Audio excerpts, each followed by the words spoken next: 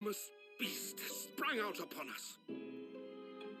A hound it was, but not such a hound as any mortal has ever seen. Its eyes glowed with a smoldering glare.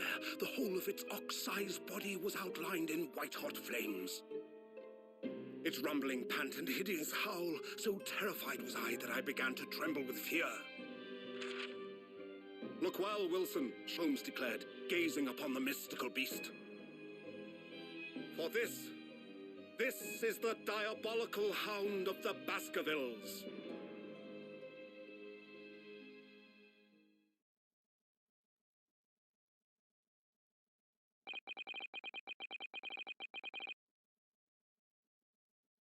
First 2 months in London passed by in a flash. Would buy though? You don't know if you'd play them, but you'd buy them. That disconcerting courtroom experience we were first thrown into on the day we arrived in the country, and Sozeki-san's terrible ordeal that had followed closely behind, we had emerged victorious. However, there then came an abrupt end to our opportunities to appear in court, which was hardly surprising, of course, since I was nothing more than an amateur, an unknown student of law from a faraway land. The life in our little office was very quiet. I buy to support. I only buy if I'm gonna play. Daddy. Yes. Oh, kids are having. Oh yeah? Great, I love your picture. It is until it was shattered one day by that fateful telegram.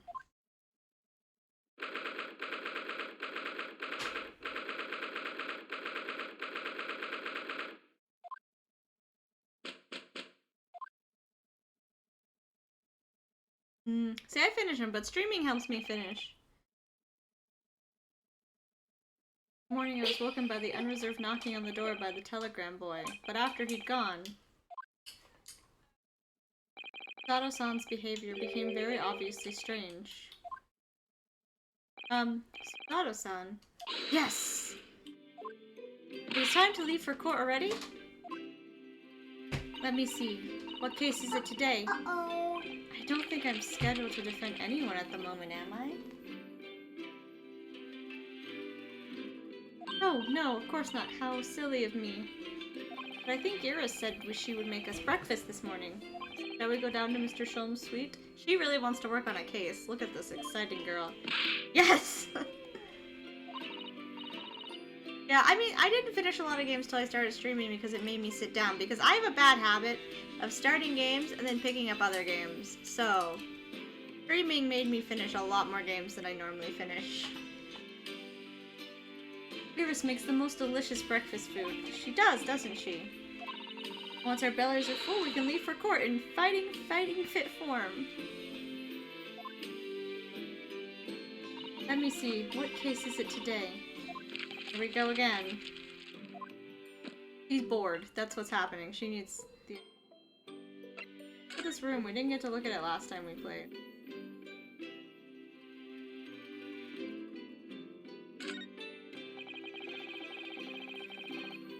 Hope she hasn't noticed me slipping sugar and milk into my cup when she makes it. It's just so bitter. Tea is a drink to be enjoyed, Naruto-san. You really don't have to force yourself to drink it, you know. I don't like to see you screw up your face, so... Your brain no work. I wanted to finish New Replicant, but never got to it. Ah, see, I did. But I will point out, I got very bored. Having to play the same part 3 times just to get to the ending. I think Automata was better in that case, because... the endings you got to play as different characters.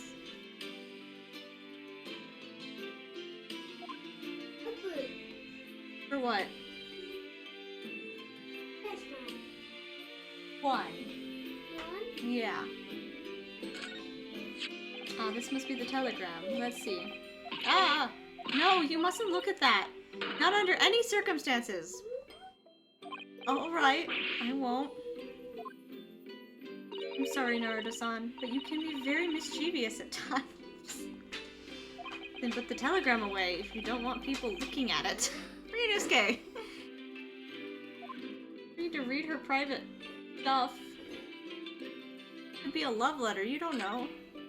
Only been here in London for about 2 months, but my desk is starting to look a little messy already. You could tidy up once in a while. Zato-san, I always say, making a mess is a small sacrifice to pay for being able to further your studies. Time spent tidying up is time you can't devote to the same cause. And time spent on ridiculous arguments is time that could be better spent on simple housework. Don't beat you up, bro. Just clean your desk. I did great. You did. I love it. You can turn it off if you're done.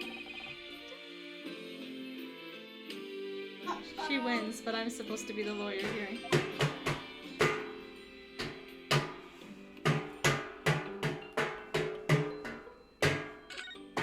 It's spring at last, and the weather is warm right now. Jelly. Jelly. I see it. It's okay. Yes, okay, go lay down. I'll be right there.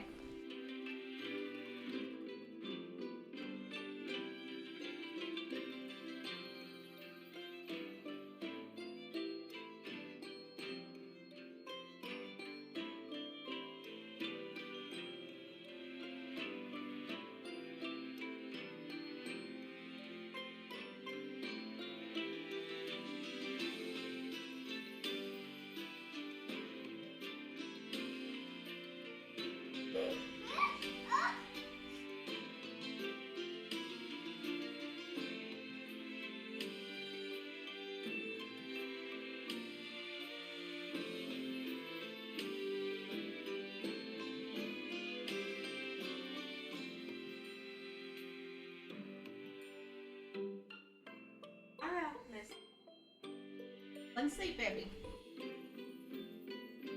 You will. I show you. I'm wearing it right now, and I said you could wear it tomorrow. No, this. Yes. You will it. Yes, I am. Huh? Yes, I am. This is wearing it. What do you think this is? You do?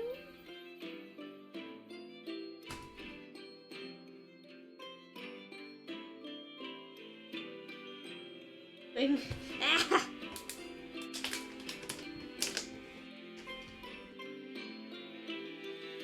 Routine was very like this. So good. Lay down. What? I can't put my head more down. I'll hit the table. What are you doing?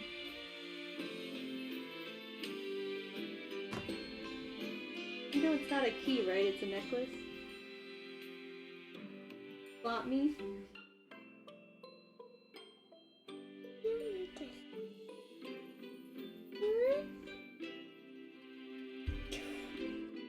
You feel better?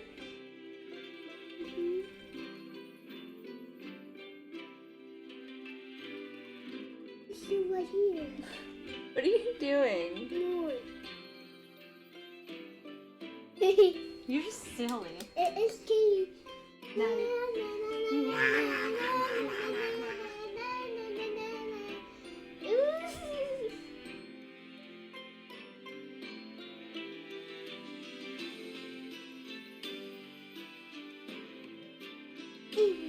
Listen. Yep. Can I play my game now?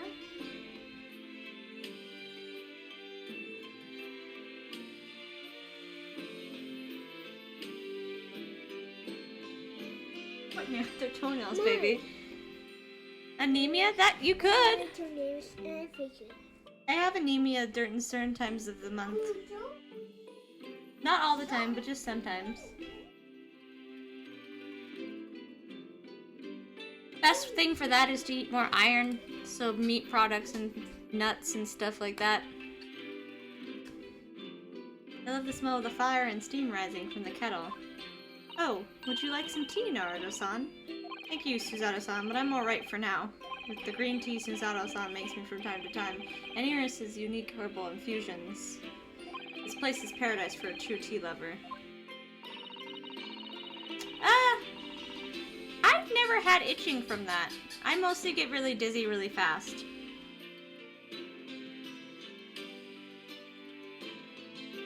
Like, I get really pale and really dizzy during certain times when my blood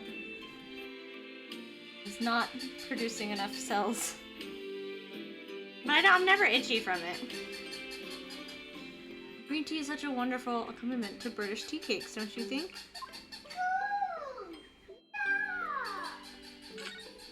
Ah, the Daru doll I brought with me from home. Still, with only one eye colored in. I said I'd color the other eye once I won my first court case here in Britain, but you have one, haven't you? Twice, in fact.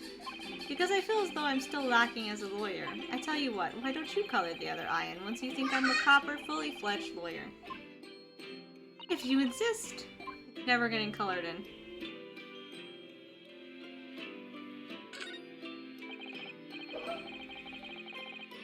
Never even peeped inside. I should think so, too. A young maiden's private chamber is a place of bittersweet secrets, you know. Whatever you say, young maiden.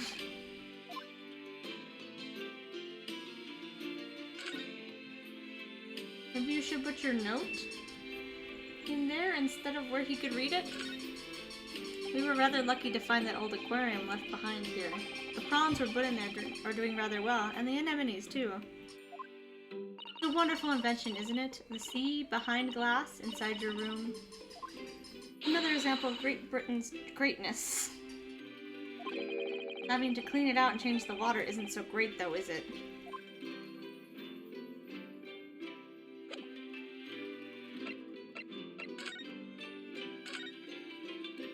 So, what was it about? The telegram that was delivered this morning, I mean. Oh, a telegram? I don't know what you're talking about. Sorry, but you're not going to get away with that. Well, I didn't think I would. What? Actually, don't give it a moment's thought. It's nothing. Nothing interesting. Boring, in fact. Is it a love letter? What's happening? It's just a boring old telegram. That's 3 times now that she's tried and failed to convince me it was nothing. Yeah. I would say if you're not getting dizzy when you stand up and you're not, like, having, like, dizzy spells, it's probably not anemia.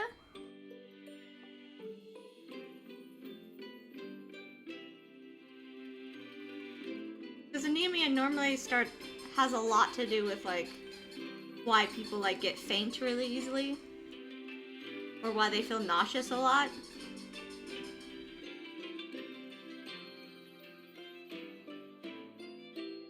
Could be you could have dry skin and just not notice.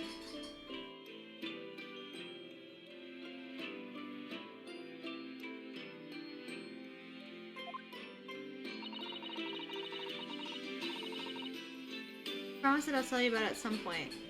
Alright, I understand. I suppose Suzuki-san will arrive back in Japan by now, won't he? Yes, I should think so. He left immediately after that terrible ordeal. Which would mean he should have completed the voyage already, or be just a few days away. A fortnight ago... Yeah, it could be either of those. We had that very long telegram from him, do you remember? Complaining of seasickness. But by and large, it seems the voyage has been going well. Is something wrong, Naruto-san? I was just wondering what might have become of Suzuki-san had he stayed in London, that's all. You mean, as regards Lord Van Zieks, the Reaper? Yes, I can't help wondering if seasickness would have paled into insignificance in that case.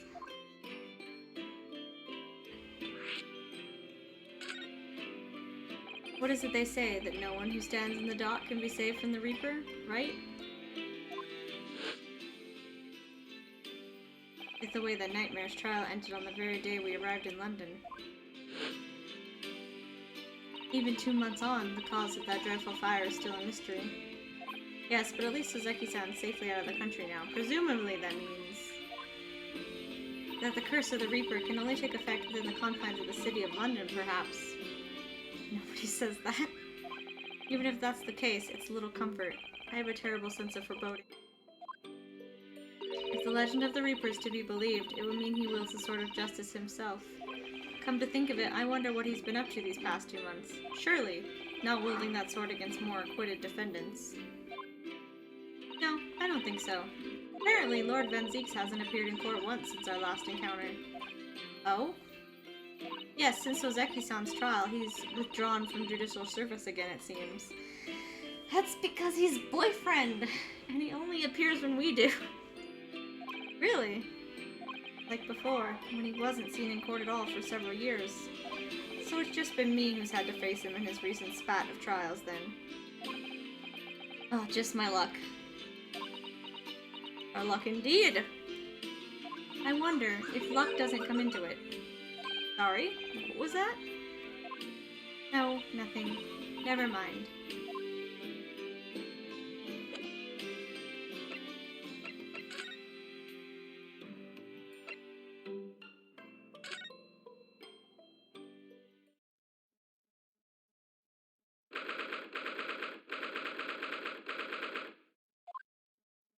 Morning, Runo. Morning, Susie.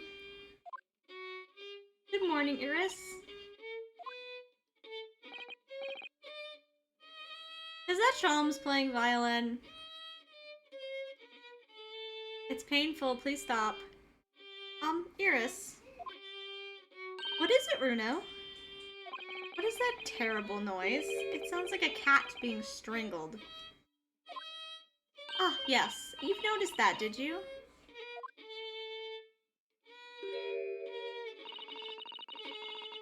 What is the vest? The vest is, I like the vest. Without the jacket, the vest is great. Yep. Oh, here. I got it. You got it? I was just trying to help. Got it? Ellie isn't in the best form this morning, it seems. Hello. Oh god. It is a good look, though. The vest is a good look. Leave me alone. Hello. Hello, Mr. Sholmes. Good morning. I'm so scared of this man right now. What's happening? What?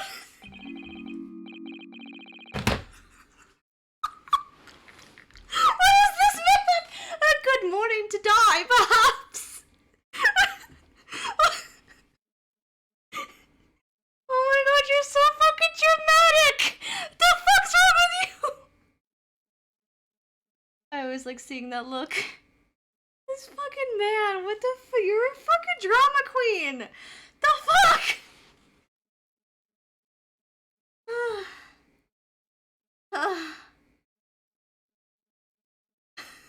Jesus. Has something happened, Mr. Sholmes? You look miserable, and the way you were playing the violin before. My analytical mind is dead. Music is dead. The world is dead. You're so fucking dramatic, bro. Damn this blanched existence. That's all it is, my dear fellow. Nothing of consequence. I'm afraid I don't understand. Well, Iris, isn't it time we ate? Some dry toast and insipid coffee for me. If it's not too much trouble.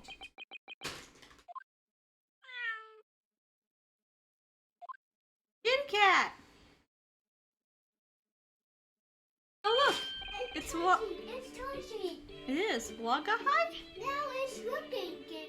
Okay, good job. Okay. Just leave it plugged in, it'll charge. Waga hi. Okay. Good morning, boy. That must be some sort of tiny door for cats to use. But how did it get in there? Well then, everyone, time for breakfast. Oh, wonderful. Let me help you, Iris. Ugh. It would indeed be a fine day. Die. You are so fucking dramatic. Jesus fucking Christ, man. I can't with this. I can't with him.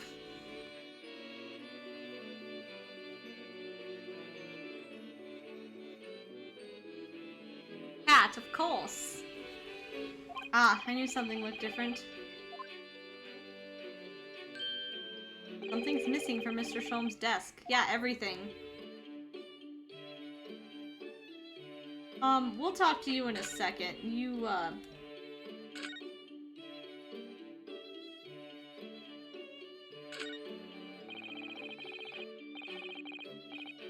So I did a lot of these in the last episode, so I'm not gonna read these ones out loud. Unless it's important.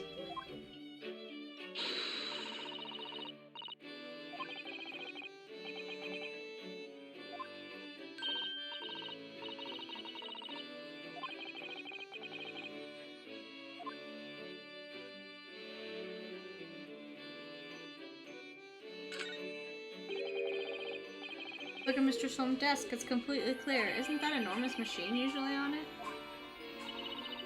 Your tablet's making loud noises. Hey, those are only for the screen, baby, not for paper. Okay? It's so cool. I know. What is this anyway? Markers. Ah! Markers. Okay, yes, I heard you. We can never hope to understand what goes on in the great detective's mind, Mr. Naruto. How'd she do that? The way she did that. Why, next time we're invited, we may find he's vacated the entire suite. That's scarily plausible, actually.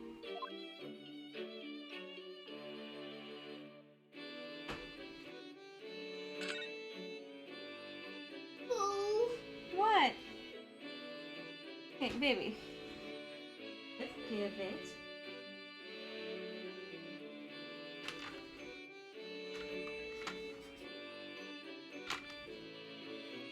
It's so good. Keep it in the slot. Oh.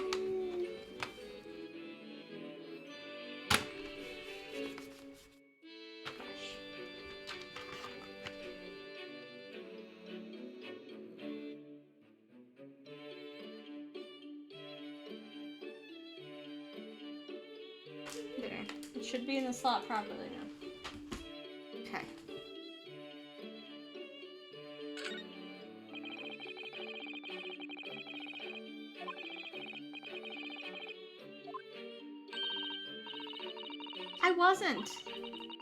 I wasn't opening it, I was just looking. How'd you come to that conclusion? I'm not allowed to look at things anymore.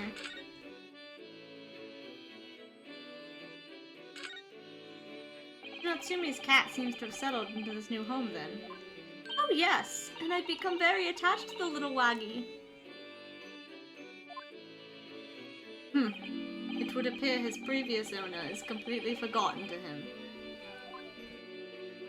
Cats are unfeeling creatures, the muse as empty as the hearts of the muses! Man cannot. Oh, that's cute. If Mr. Natsume had no intention of taking Wagi back to Japan, I wonder why he kept him in the first place. I expect he would have taken him if he could. Pets are strictly forbidden aboard steamships in our own experience. And for good reason, terrible things can happen if the rules of passage are not obeyed. But I don't mind, because Wagi is adorable. Yes, he really is. Oh yes, what about the door? I don't remember seeing that tiny thing in the main door before. Where did that come from? Oh, you noticed? You're observant, Runo. Look, I use this. It's my latest invention. What is that? I call it the cat flapper mat. I don't think you have, but she's adorable. Gosh, a machine for making doors just for cats? That's right, it can make a cat flap for a little furry friend like Wagi in seconds. Okay, be nice. And it can do it at any door at all, no matter what it's made of. It's very powerful, you see. Wouldn't it have been quicker just to make the cat flap rather than making a machine to make the cat flap? Well, yes, maybe, but now I can make cat flaps anywhere I like. Oh, I think it's wonderful. You must make one for us in the door of our office upstairs, Iris. She really knows how to come up with unconventional inventions, this girl.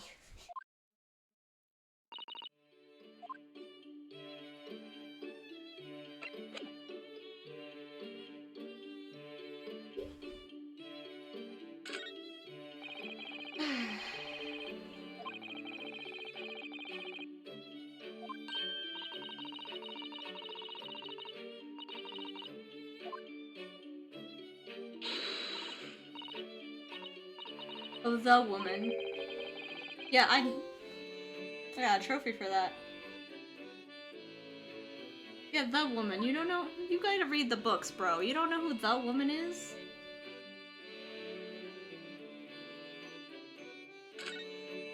It's Irene Adler. She's the woman. She's often called the woman.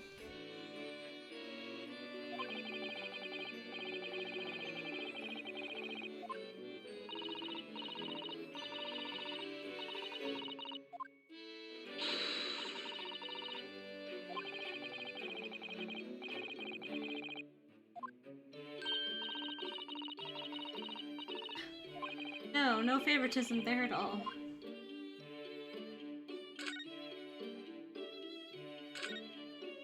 Gotta pet the kitty cats.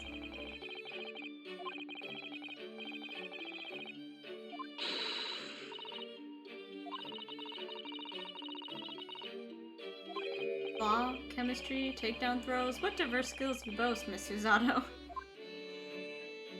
As useful as they are, I'm not sure that my throwing skills are worthy of inclusion in that list.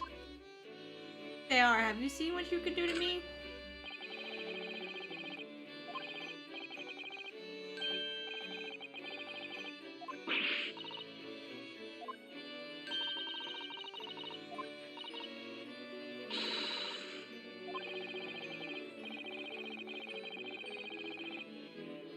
Susato looks like an angel, but I bet she's dreaming of the most unsavory crime you could imagine.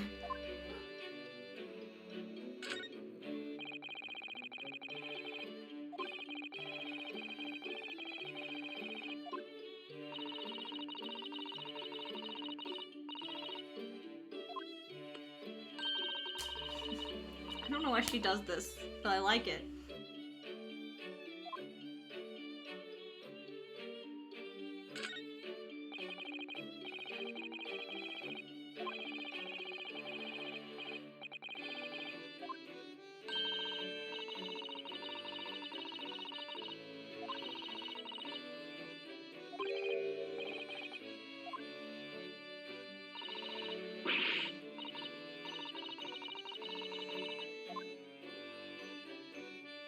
Get out of there, let him be. You doing so? He's going potty. Let him be. Well, yeah, that's how he finds this thing. I need to watch the new Matrix movie at some point. You seem to be very unhappy this morning, Mr. Sholmes. What's happened? It used to be the case that in my hands, this violin sung like the dawn chorus. Its mellow sonnet tones would make flowers bloom. It would? But I liked them. I think the problem is that they came out with the whole... because the writers are trans. And that was... the whole point of the original movies was kind of an allegory for their situations. And I think they've kind of like taken a grip of that and been like, yeah, I'm gonna shove it in your face now. And you know, people complain about that, but I'm excited. All the trailers look wonderful. And I love Keanu with his long hair. Yes? I know. Babies. Nope, those are for when Daddy's home. Yeah, her sister works on something else now. Her sister... Daddy. Yes, when Daddy gets home. Her sister is working on something else. I don't remember what her sister's working on, but I know that they wanted to do, like, original projects.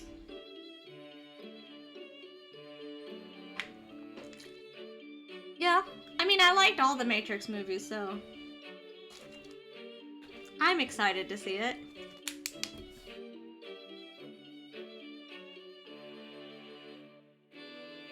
muses are unamused with me. The goddess of music have thrown me over. Whatever do you mean, Mr. Sholmes? For hours I have bowed, for days even. Through the night I have endeavored to no avail. That sound, my tone, is lost. That brilliant, clear, unwavering tone. Gone forever! No more recitals of unbridled emotion! Are you okay? Well, you haven't been practicing much lately, have you, Hurley? Don't worry, I'm sure it will come back to you in time. Heed my words, Mr. Naruto. The goddesses of the arts are fickle.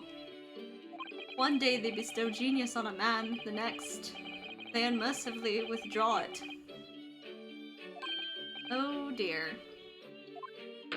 Oh, why is this happening to me?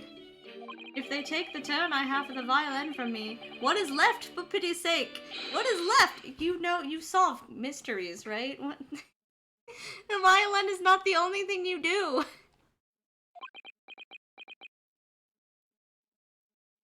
See, I read Cloud Atlas. I hate all of those books. I hate the Anthem, Cloud Atlas, whatever frickin' shit she wrote. I don't like the way they're written. So I have to say Cloud Atlas is not the worst of her books.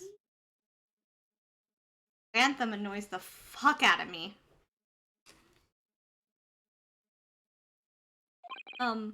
Deduction, perhaps? Isn't that what you're known for?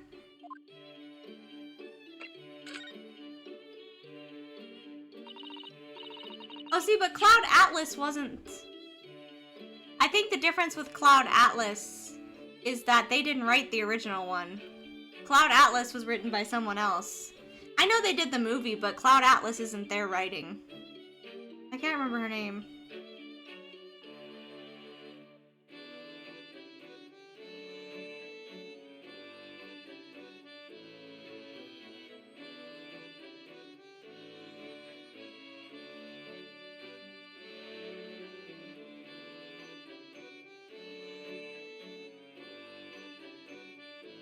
Yeah, Cloud Atlas is David Mitchell. So, I don't know... I don't know how... Because, like, The Matrix is their completely original writing. But Cloud Atlas was someone else's, so...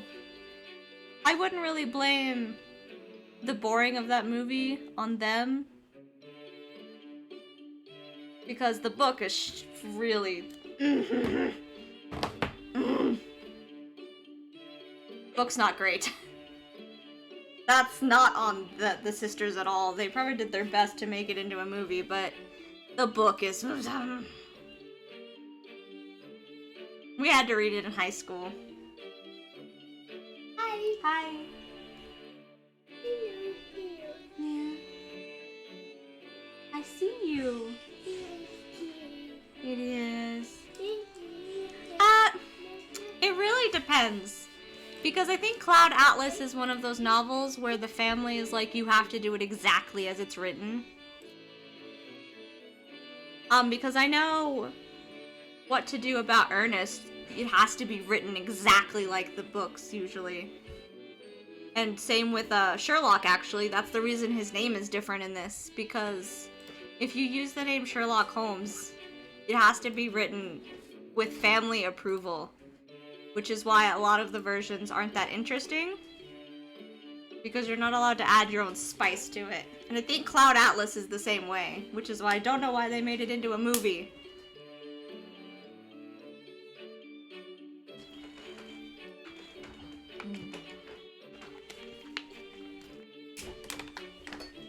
Put the cup away. No cups. You can drink out of the bottle, but no cups. I said no. Put it away. Out of the kitchen, please. Mr. Sholmes, I don't like to pry, but... Your desk looks rather empty today. Ah, well done, Mr. Zotto. Your observational skills do you credit. Oh, no, Mr. Sholmes. They pale into insignificance when compared to yours. You'd struggle not to notice, wouldn't you? You mean Halley's great hunter-scope? That's at Winterbanks now. Yeah.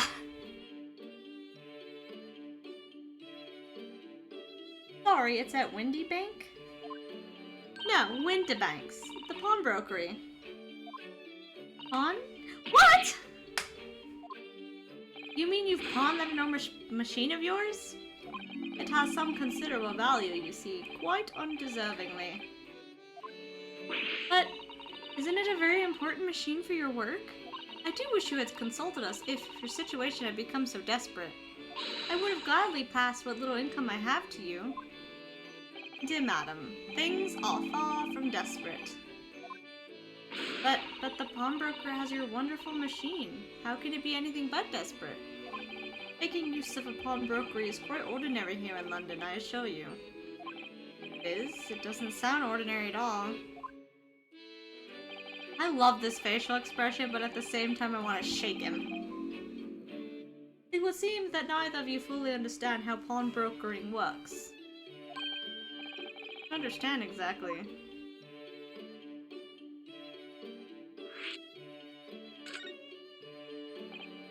What did you mean when you said we don't fully understand how pawnbrokering works?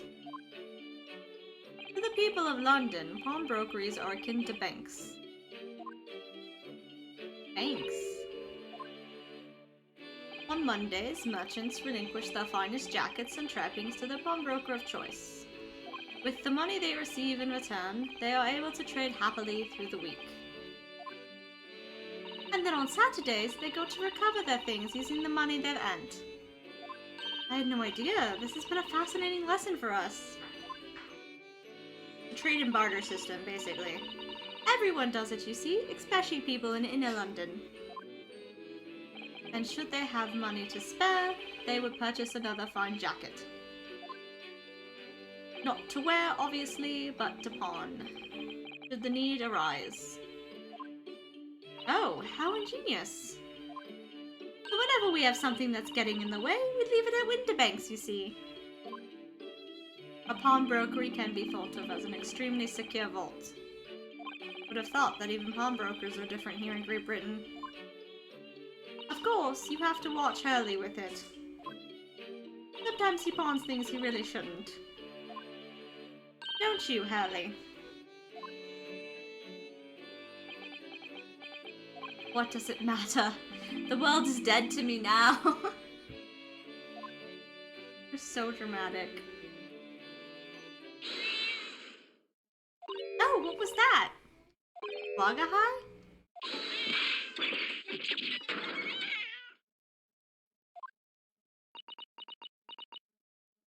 What? What was that? Oh no! Poor guy's tangled up in your violin. I think he thinks it's a toy. No, what's he doing to it? Oh dear, Mr. Sholmes' precious violin. Why should I care? What? I shouldn't be surprised. If the cat is a more accomplished musician than I, now.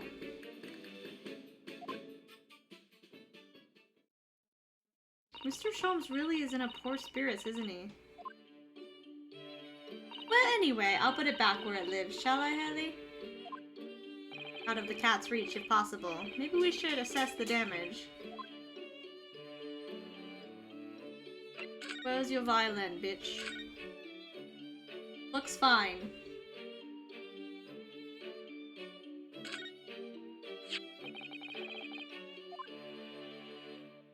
No, it doesn't look fine. Never mind. It's a Stradivarius, one of the finest violins in the world, made by the renowned Italian luthier Antonio Stradivari. Oh, I see. Doesn't really look like anything special to me. I happened upon it, covered in dust, languishing in a pawn shop down a nondescript back alley. The broker had no idea of its value, so I was able to purchase it for a mere 55 shillings. How honorable of you. And until today, it has been my faithful companion in every great Paganini-inspired performance I have made. I ask you, is there reason to live in a world devoid of music? To tolerate this blanched existence? No! There is none! He's so dramatic today, what the heck? Mr. Sholmes? What, dear madam, what? My thoughts are preoccupied what fancies of release from this dull routine. Well, it's about the violin. It looks very different to normal, don't you think? What do you mean, Miss Susato? Oh, Susie's right. Yes, the tone of wood is completely different. That's not all. I'm sure there was no crack here before. Wait, it's not even the right size, is it? Oh, does he have the wrong instrument? What's this?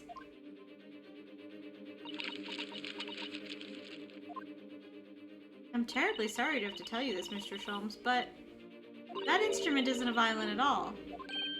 Then what? I believe it's an entirely different instrument called a viola.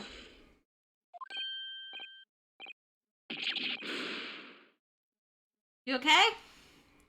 Oh, Mr. Sholmes, are you alright? You're right! You are quite right! This isn't my faithful Stradivarius. God, saying words in an English accent really fast is not a good idea. So what, pray, is this piece of stringed flotsam? Not your faithful performing partner, then. Ah, I see what must have happened. You do, Iris. This is just a simple mix-up. Sounds like Iris might be able to tell us exactly what's happened if we ask her.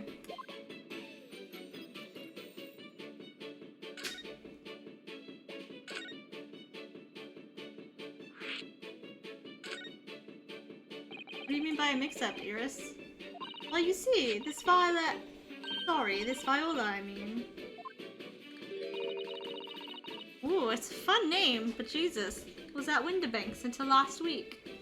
At the pawnbrokers. Not Mr. Sholmes' beloved musician partner. I like them more than Sholmes. There is a proverb from the East, with which you are no doubt familiar, my dear fellows. Always let a beloved child travel. Yes, indeed. You sent your beloved violin to the pawnbrokers in the hope that it would experience personal growth? Oh, what a wonderful idea!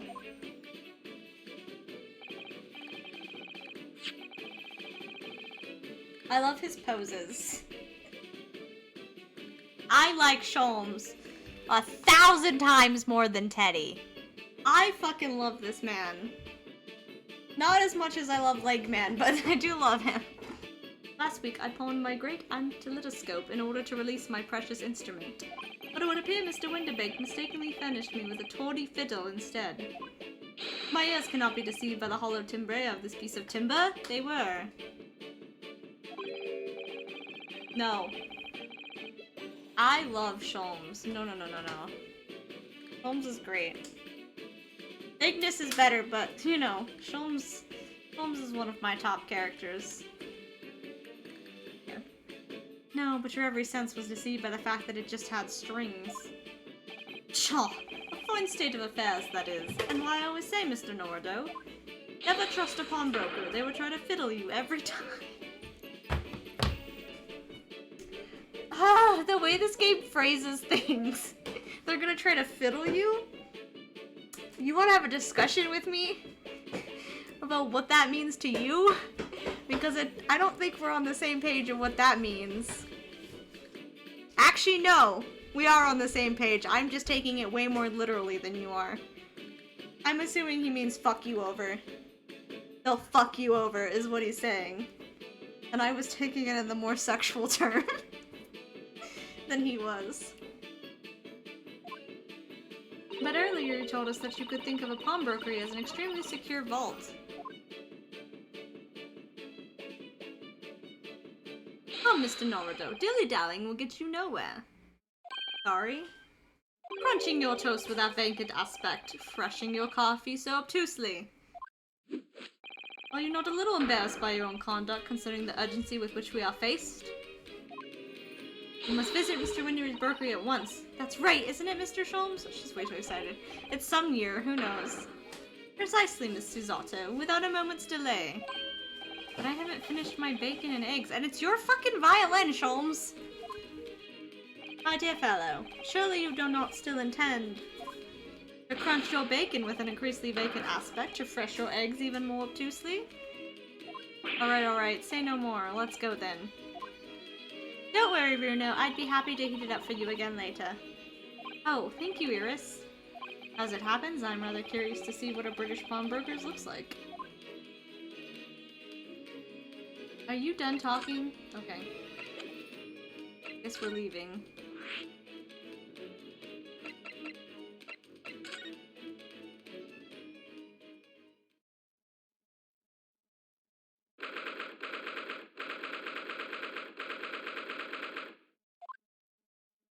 It looks like a pawnbroker shop.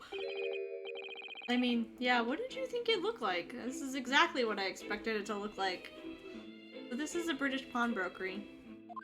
Oh my, there are all sorts of tools and contraptions in here that I've never laid eyes on before. Ah, Susato-san, and that spark of wonder in your eyes. You can't wait to scour the shelves, can you? I get the impression you enjoy places like this. Oh yes, I don't know why, but seeing such a lot of things I don't understand is a real thrill for me. My dear fellows, let us not forget why we are here. Oh, Mr. Sholmes. We are calling on matters of business, not pleasure. And clearly Mr. Sholmes means business too, judging from the spark of fury in his eyes. Oh, Mr. Sholmes, sir, welcome back. Did you hear that brazen welcome? Well, yes, we are potential customers after all. We are disgruntled customers, Mr. Norado, and it is time to inform Mr. Winterbank of our ire. You are disgruntled. We are here to watch. Come! The fight is afoot. This fucker. Look at this poor man over here. I wanna look at shit. Hold on. Shut up, Holmes. I gotta look at shit. What are you doing, Shut up! I'm looking at stuff! There are just so many fascinating items. Looks as though we'll have to talk to Mr. Winterbank first before you can explore in here, Miss Susato. So, I can't click on any- you rude. Rude. Rude. Naturally, you will recall this, which I retrieved from you some days ago. Yes. This second-rate fiddle is not my faithful instrument, Mr. Winterbank. The color of the wood is different, it has holes in it, it's not even the same size. A wonderful summary of our observations, Mr. Sholmes. I'm very sorry, sir. How utterly unforgivable of me, an inexcusable mistake for a pawnbroker. Only when he's interrupting me exploring. He can talk the rest of the time. There's only one way to make amends. What's happening? Ah! Why do you have a gun? This escalated so quickly! This escalated so fast! What? I shall have to take my own life. No! No. Slow down. I don't think that will be necessary, do you? I may just say one thing before I pop off.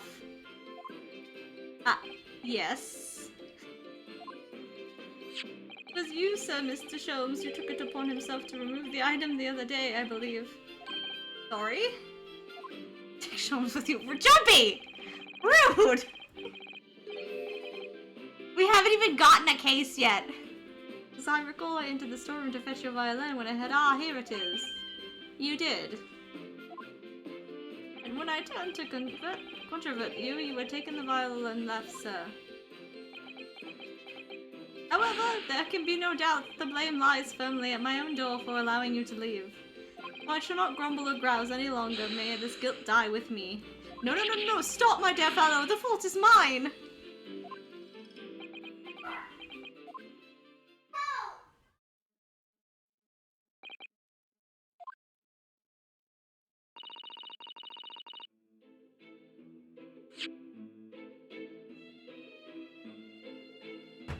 1 second.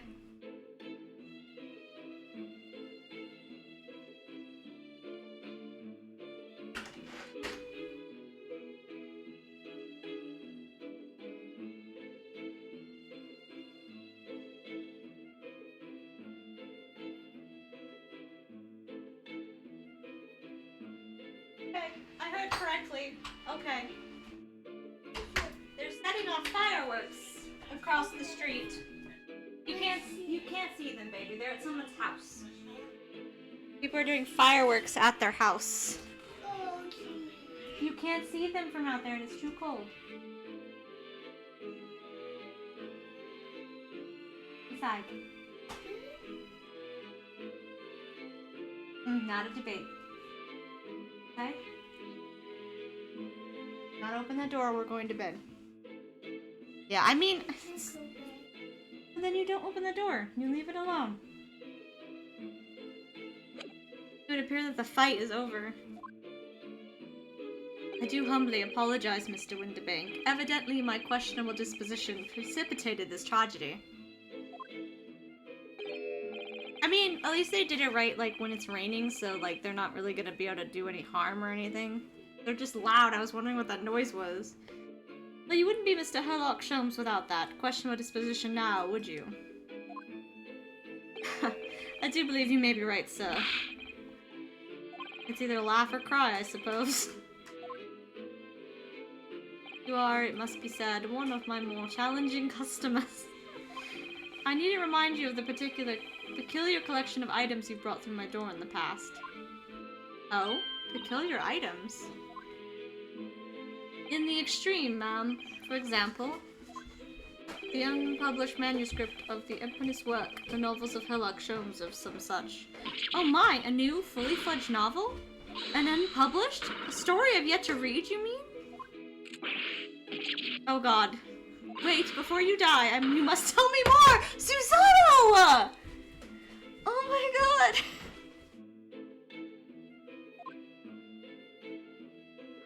Do not kill yourself, bro. I must know more. Tell me everything. Wow, Susanoo-san is really fired up now. Is there really an unpublished story under this very roof? Well, one day the gentleman here brought in an old metal chest, you see. Would you like to entrust this to your care for a while, Mr. Winterbank?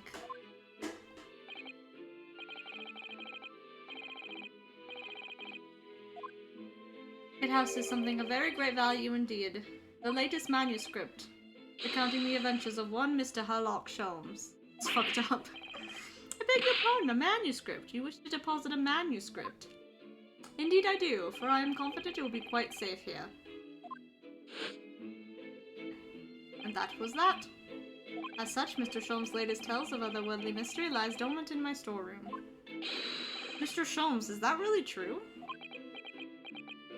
Do I sense that someone doesn't want to talk about this? I continue to pay your fee, do I not? Then kindly continue to store my belongings, securely. Oh my god, put the gun down. This is all very strange. I wonder, could I ask you something? Ah, a gentleman from the east, I see. Yes, that sable suit, I suppose I could offer you 6 pence for it. Oh. Without wishing to offend, the tone is somewhat dull. Sorry? Aha! But for your splendid attire, ma'am, 5 guineas. No less. The colors are exquisite, the design exotic. Eastern art history at its finest, may I say. Oh my, 5 guineas, you say? How interesting. Why do I feel as though I've suffered some sort of defeat here? You wear a plain school uniform. Of course hers is more interesting. She's wearing a kimono. Actually, I was hoping to ask you about your business. I've heard it said that pawnbrokers are used rather like banks here in London. Yes, sir, indeed. Many of my customers utilize the establishment as you described. I appraise their items and offer them a proportionate loan and 2 months of secure stowage. If in that time they repay the original sum to me plus the agreed interest, their items are happily returned. But what happens if they don't pay you the money? And the items are offered for sale in my shop, as you can see on the shelves behind me. You never saw items before the 2 months has passed then? Right, ma'am, that's right. Means some considerably responsibility rests on my shoulders. Should a customer's precious belongings be lost, the only recompense is for me to end it all. The very idea, Mr. Winterbank, is an absurdity. One should never talk of one's demise so casually. Did you not just this morning say you were dead and everything was dead and death would be preferable? Excuse me. Dramatic much. Says the man who was telling us all it was a good day to die only this morning. Let us not forget that I have already helped you take measures to ensure such a tragedy never occurs. But what sort of measures? I engineered a simple device which Mr. Winterbank has installed here in his shop. I call it the Red-Handed Recorder. Is that not so, Mr. Winterbank? What's that deep sigh about?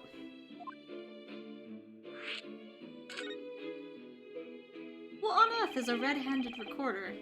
I went into an English accent before it was needed. Use your eyes, my dear fellow.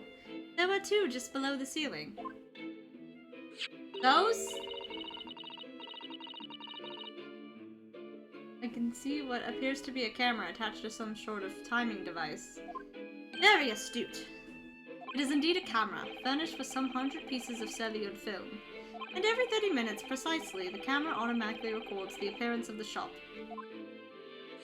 Here, I have an example I can show you. Ah yes, a print from the camera set to record the activity of the shop counter. I developed a special type of film so sensitive it produces a crystal clear image even in darkness. Really, that's extraordinary. Yes, you can clearly see the counter and the door behind it, look.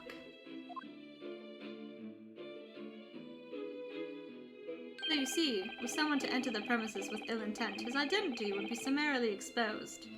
But only if he came in with those 30 minutes. But, did you not say that the photographic prints were taken at 30-minute intervals? Indeed, as you say, my dear madam. Then what if the incident were to occur in between times? One could only say that would be a cruel twist of fate. I must confess your devices have been giving me some cause for distress of late. I beg your pardon, Mr. Winterbank. Surely they are anything but distressing. Reassuring is the word. Yeah? I heard you. Come here. What is it you want, baby? Okay. The cost of the film, sir. I most graciously placed not one but 2 cameras in my shop after all, which means I must pay for 9 on 100 utterly useless prints every single day. I'm afraid the cost of the film will break me before I'm very much older. Nevertheless, a small price to pay to ensure the safety of my preferred pawnbrokery, no? My dear fellows, we verge on an age where safety and security come at a price. Oh, heaven help us. Now then, Mr. Sholmes, allow me to return your precious You really mistaked the other thing for a violin? Like, even if you misstaked the shape, yours is red! Oh, the very thing. Thank you, Mr. Winterbank. Himbo energy out the fucking roof. Into one of them. Repeat my only answer. I really think you ought to stop waving that gun around. Someone could get hurt. You're not. Sorry. I've only loaded a single bullet, so no one but myself could possibly be harmed. That's not really what I meant. Good day to you, then, Mr. Winterbank. It's been a pleasure as always, Mr. Sholmes. So, Mr. Naruto. Now we can explore at last.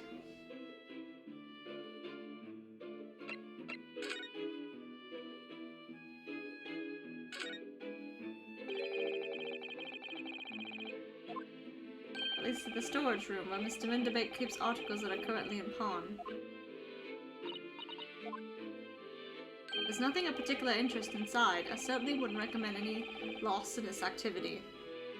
Recommended or not, it's not something I tend to do. There was but one key, and Mr. Windabate keeps it in his pocket at all times. Before he sleeps, he places it into a small pot, which he slides under his pillow. Yeah, just give away all his secrets, Sholmes.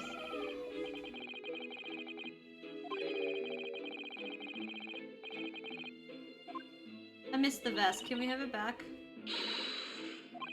I'm the prime suspect if this pawnbroker is ever burgled.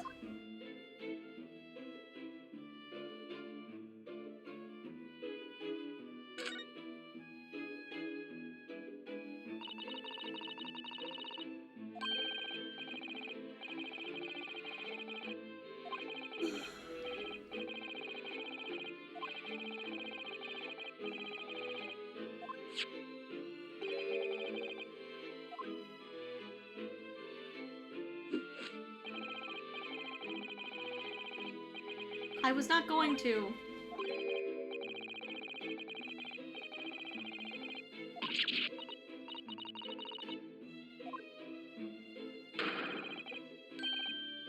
Oh god. Jesus. Sholmes. Oh god.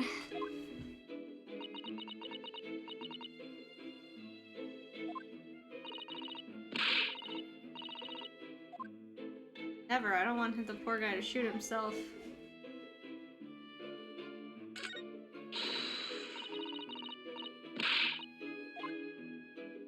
That, my dear madam, is a music box.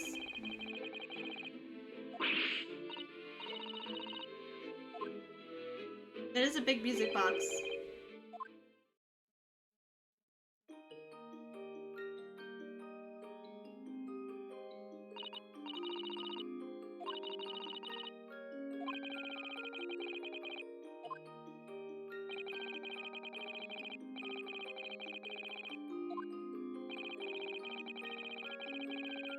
I know how music box work.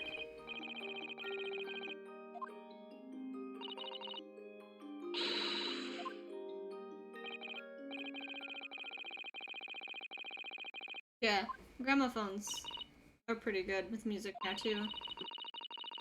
Yeah, imagine. Now if you were in this day and age where it really... technology really goes fast.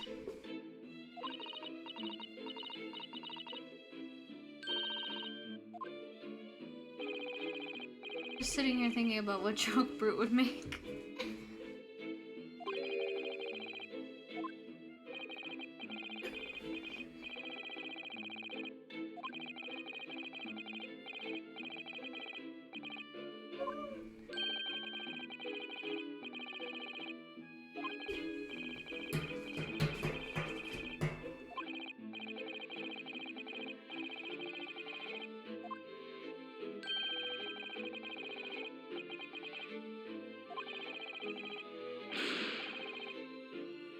Rainuski, you don't want different clothes?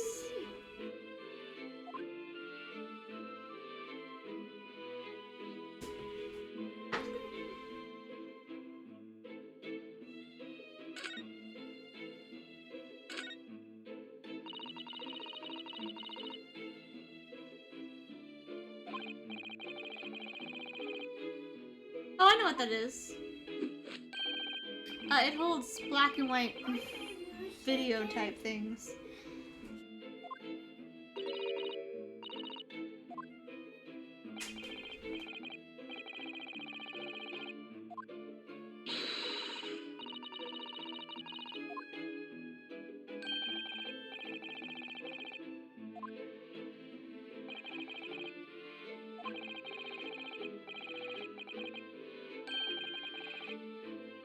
Yeah, you have to kind of look weird in those.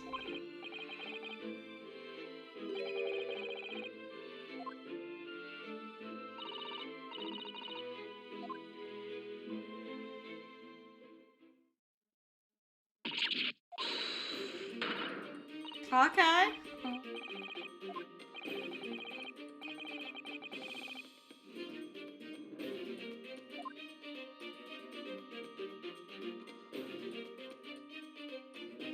Yeah, they contain pictures and photographs.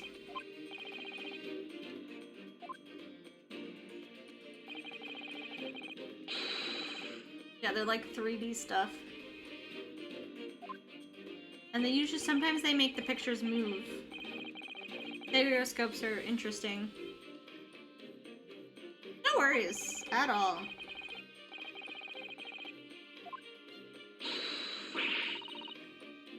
Meddling with such black magic. Oh girl, wait till you see moving pictures. You're gonna freak.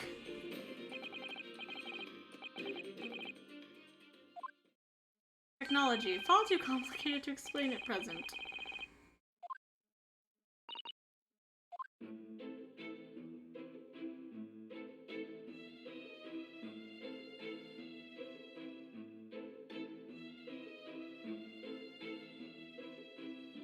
Can I look at the little dolls?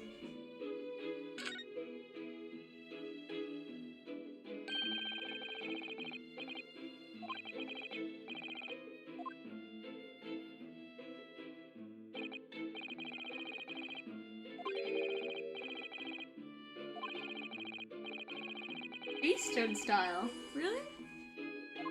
Nice.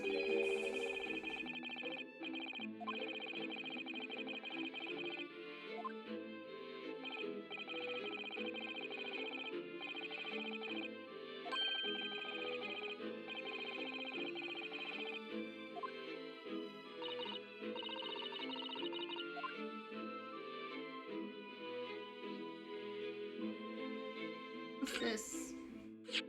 Look at this, whatever could it be used for? I have no idea.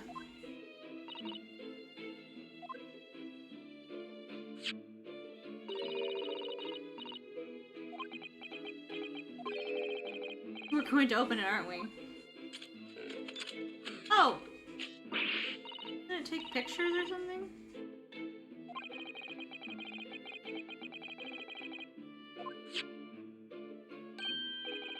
What are you doing? What, us? Nothing? No, nothing at all. Whatever this device is, it seems to have a pair of little windows to look through. It feels though I've seen something rather similar to this. Yep, that. No.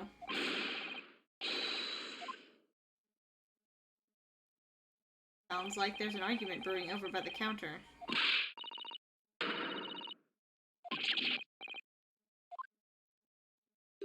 Hey! Wait, don't we know? I'm sure I recognize her. Oh yes, it's the young lady from Mr. McGilder's trial 2 months ago.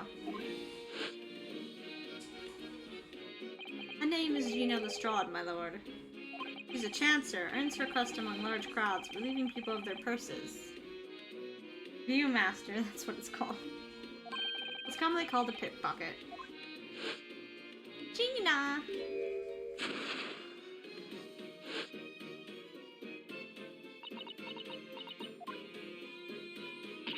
Gordon Bennett, you lot! Oh gosh, she got the gun out. Hello, Miss Lestrade. I hope you've been well. What you remember then, do you? Well, I remember being completely surrounded by smoke, that's for sure. So, what are you doing there? Down and out like the rest of us. Nothing to eat. Come to pop that black weasel. Sorry, coat, have you? What is it about this black uniform that makes everyone comment on it? The fact that you're wearing a school uniform in a different country. When you're not in school anymore. Ah, good day, unless I'm much mistaken. You would be the young pickpocket who stole our experimental smoke grenade launcher. Ah, Mr. Sholmes. So, you have something of value to pawn, do you? Allow me to see the article and I shall negotiate with Mr. Winterbank on your behalf. Pull the other one, I don't need no help from some stuck-up D. Get out of my business, go on or I'll make trouble for you.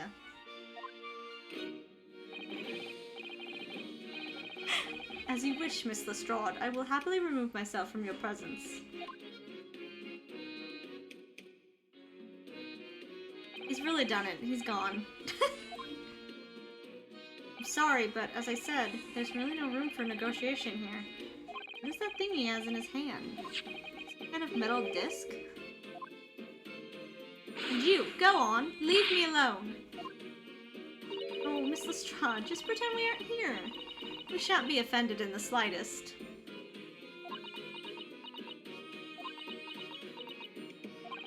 Saddlestone can really stand her ground when she wants to. Whatever. I was not done examining everything. Got something in his hand, but I wasn't done over here. Oh, all my stuff is...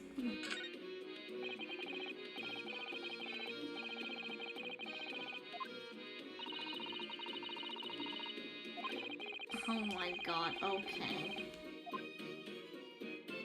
Not a time to be examining things, I guess.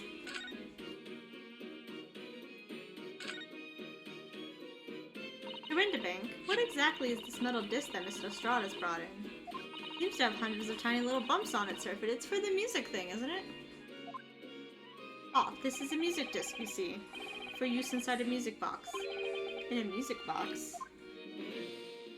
What? You don't even know what a music box is? You Eastern lot aren't too savvy, eh? I know what a music box is. I've just never seen one of these discs before.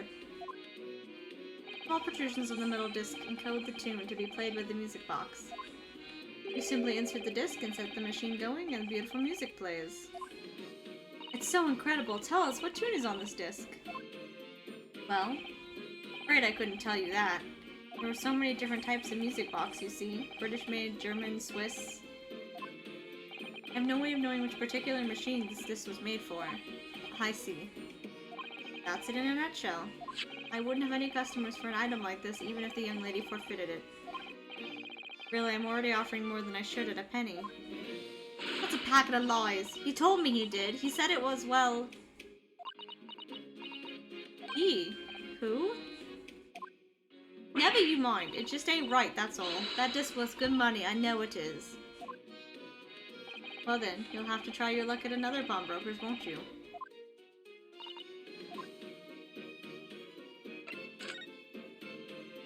Been here before, of course, this little tent. Tattered Demelion. And brought some dubious article with her every single time, I might add. Dubious? What are you trying to say? I'm an honest customer, me. So, is there something dubious about the disc she brought in today? Well, if only it were that simple. Sorry, what do you mean?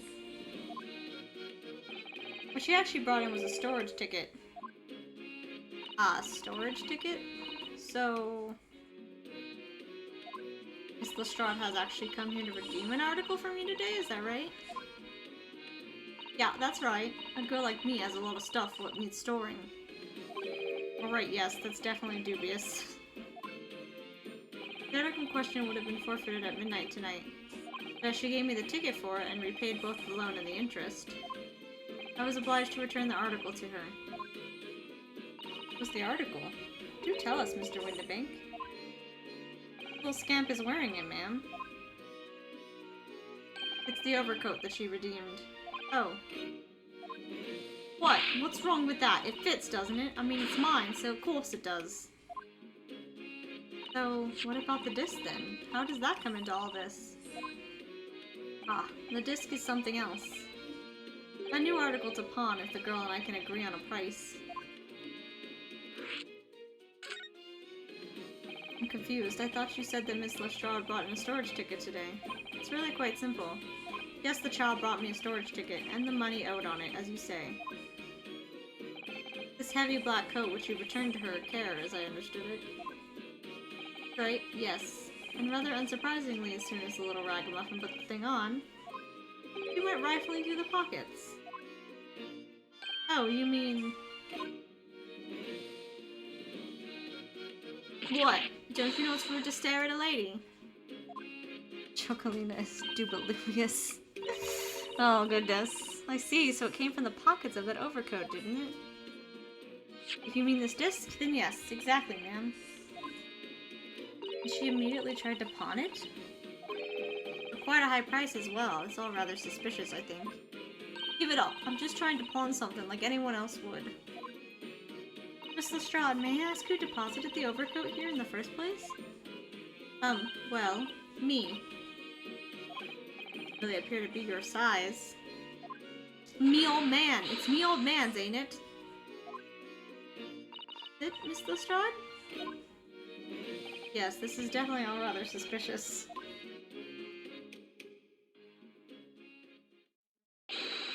Uh-oh.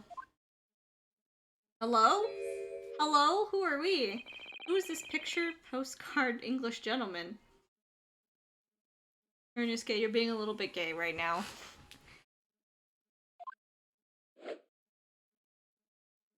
Hello? Good day to you, ladies, gentlemen. What's your problem, eh?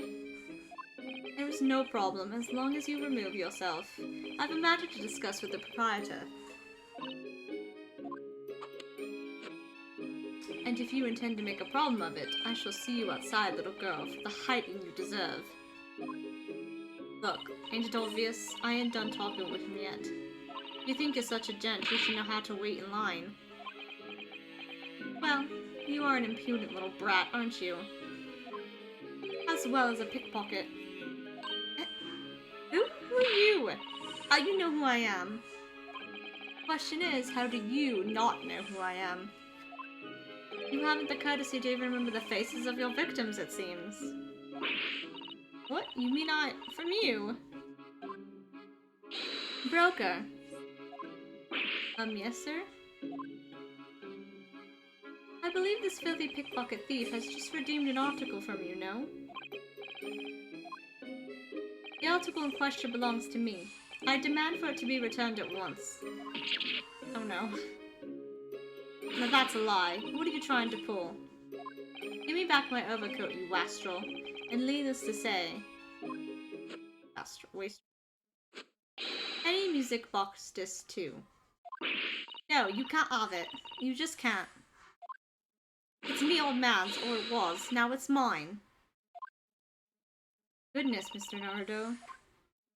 It's a very awkward situation. Yes. I think perhaps we should hear both sides of the story in a little more detail. Can I not I wanna move on and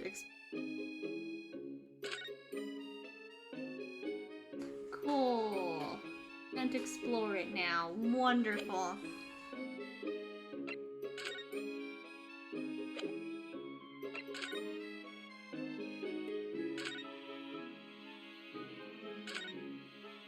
Excuse me, but who are you?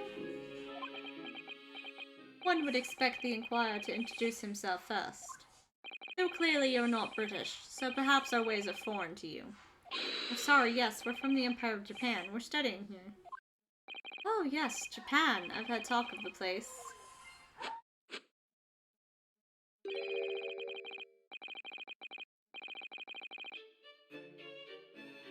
What just happened? Who is this man?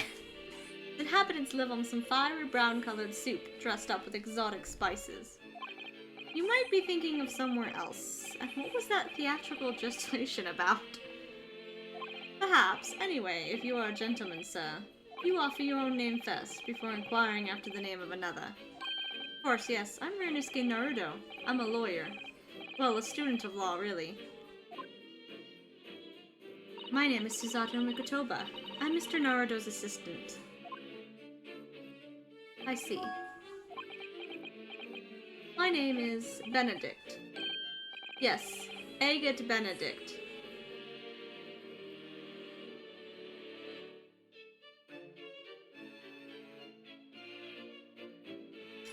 Is that a Cumberbatch joke? Because I'm gonna lose my shit. Well, it's Eggs Benedict, but still. I get it, but I hate it.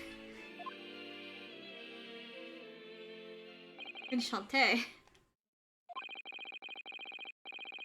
He's so refined in how he holds himself and how he speaks, but that name is suspicious. It must be. I hate it too. Now to the matter at hand. Hi, Ash! Stop doing that! My overcoat. Return it at once to someone with the style to carry it off. Actually, bro, I think Gina looks very good in your overcoat, so she should keep it. Every move he makes, every breath he takes, I can't stand watching him.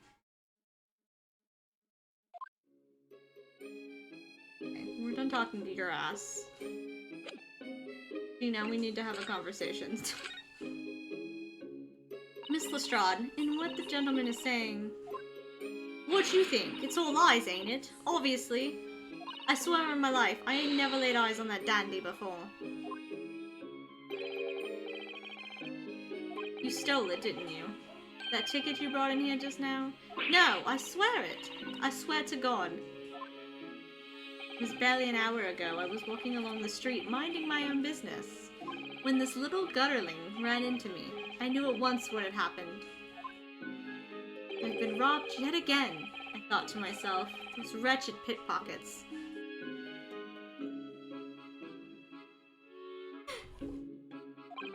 Yet again. Oh yes, as you can see, I am a man of impeccable style. This isn't the first time that I've been targeted by these back-slum scoundrels. I hate this man. I hate him.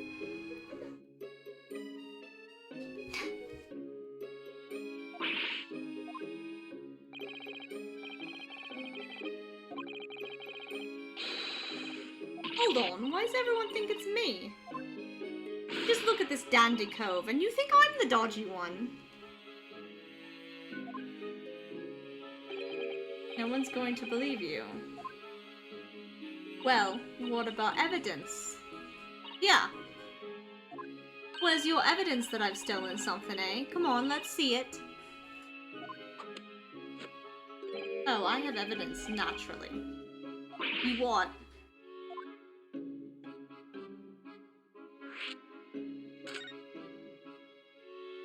Evidence that the article Mr. Strahd redeemed actually belongs to this gentleman?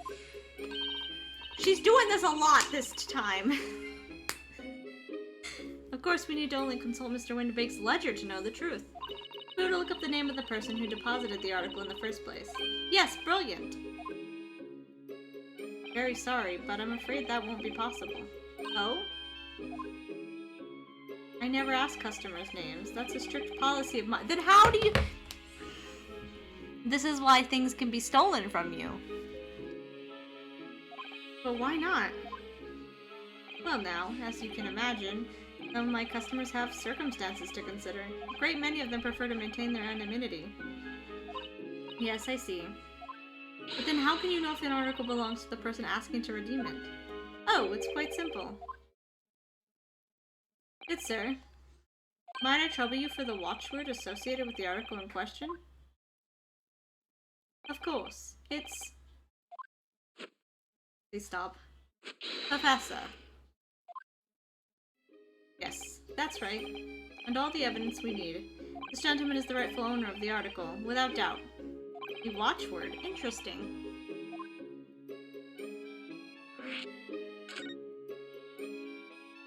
So, about these watchwords, Mr. Winterbank. As I just explained, I never ask customers' names when they deposit items with me.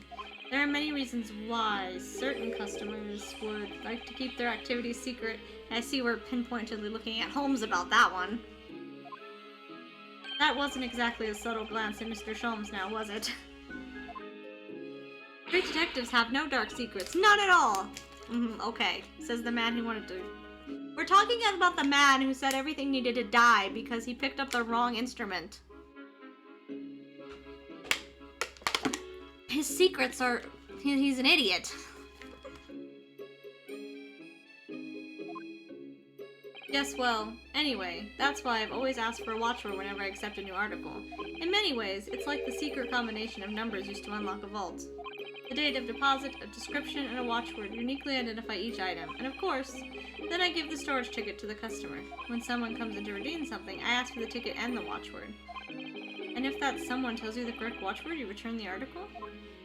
That's right, sir, yes, just as soon as the requisite fee is paid. And I have supplied you with the information you require already. But for the avoidance of doubt, the article in question is an overcoat, deposited 2 months ago on 15th February. For the watchword of Professor. All perfectly correct information, sir. But ow! Really, this is beyond a joke now. There is no further room for doubt.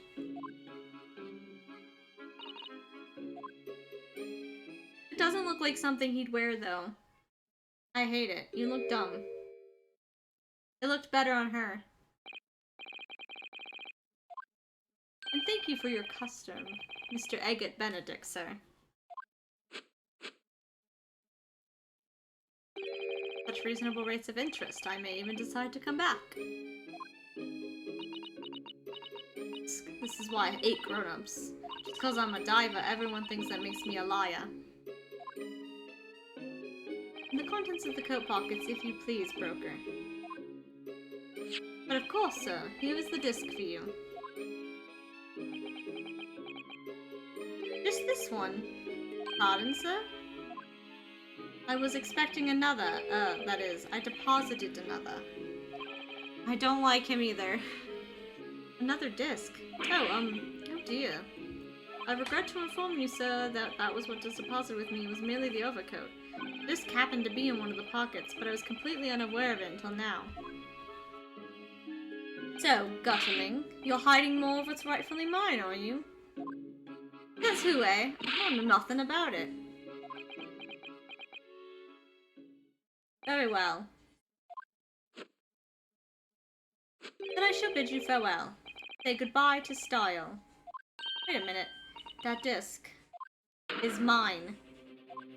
Oh god. What do you think you're doing, you little tramp? You've drawn blood, you filthy animal. My, yes, there's blood on the disc. Because of all those sharp little bumps. Yeah, I like eggs. I like eggs by themselves. But I do like them mixed with things better. I found it first, alright? I mean, it belonged to me, old man. So you're not having it. Or you take it. Me? I hang on to it, they'll have it off me again, so you keep hold of it. Miss Lestrade, why is this disc so important to her? Cool, thank you for that. Nope, wait, I gotta look at the court record. Shut up. I gotta look at it.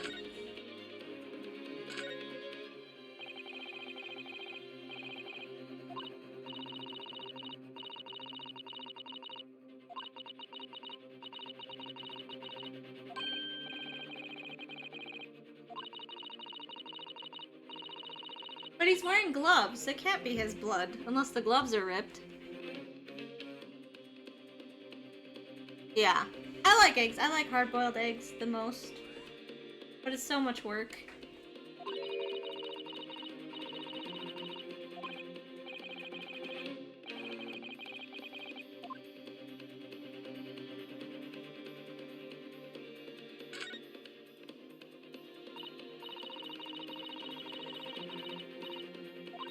Oh, for Mr. McGilded, so it could be hers.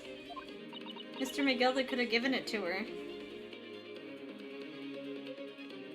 Yeah, hard-boiled's good. It's just so much work.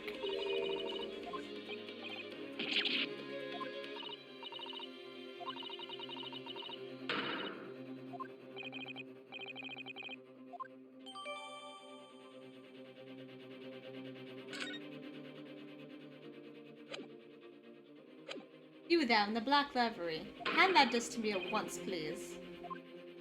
No, don't! He's lying. Grown-ups are all liars. What do I do now? How am I going to resolve this? Oh, you all are looking at me.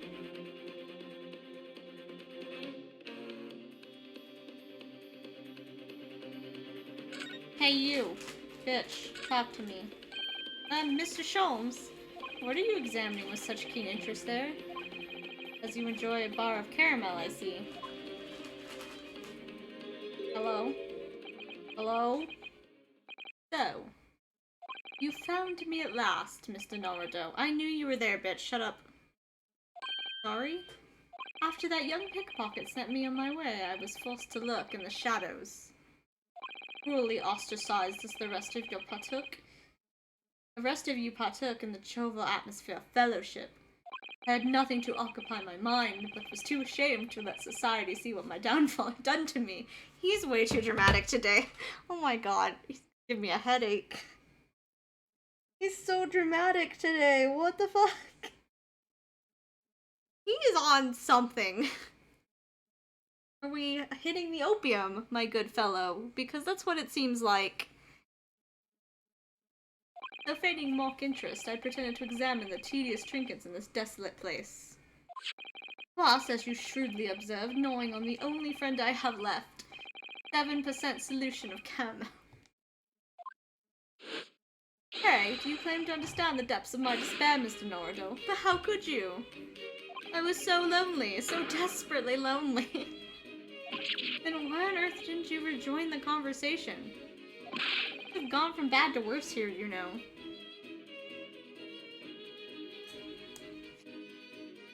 He's definitely on something.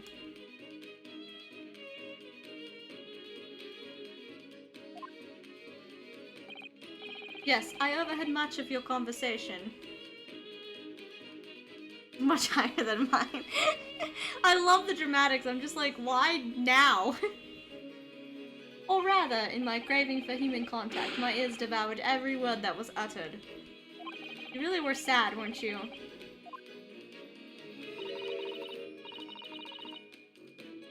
Poor Mr. Sholmes, I feel simply awful for you. He's a person. He's a genuinely interesting person. It would seem that my interferences are correct. Oh, surely you're not about to tell us that you've solved the entire case once again. My dear madam, sometimes I wonder, for my genius for deduction to be commoditized, oh,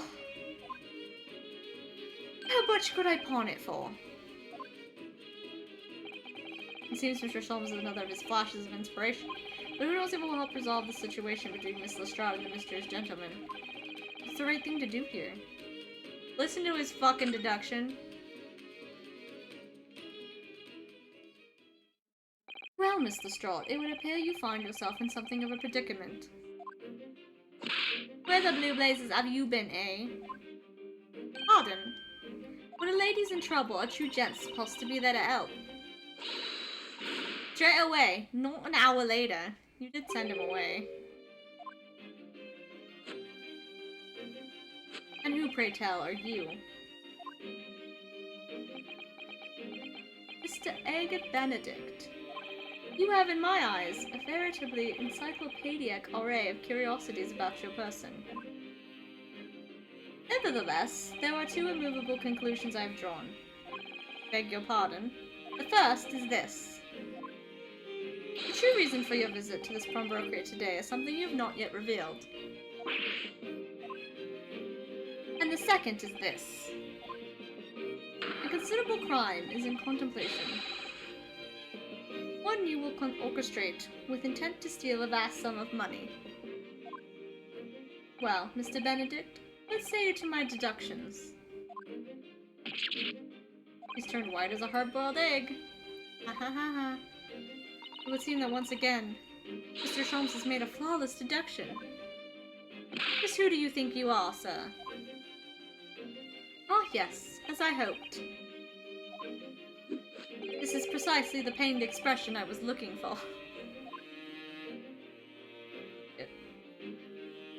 So, shall we begin? Time has come for yet another Herlock Sholmes, logic and reasoning spectacular.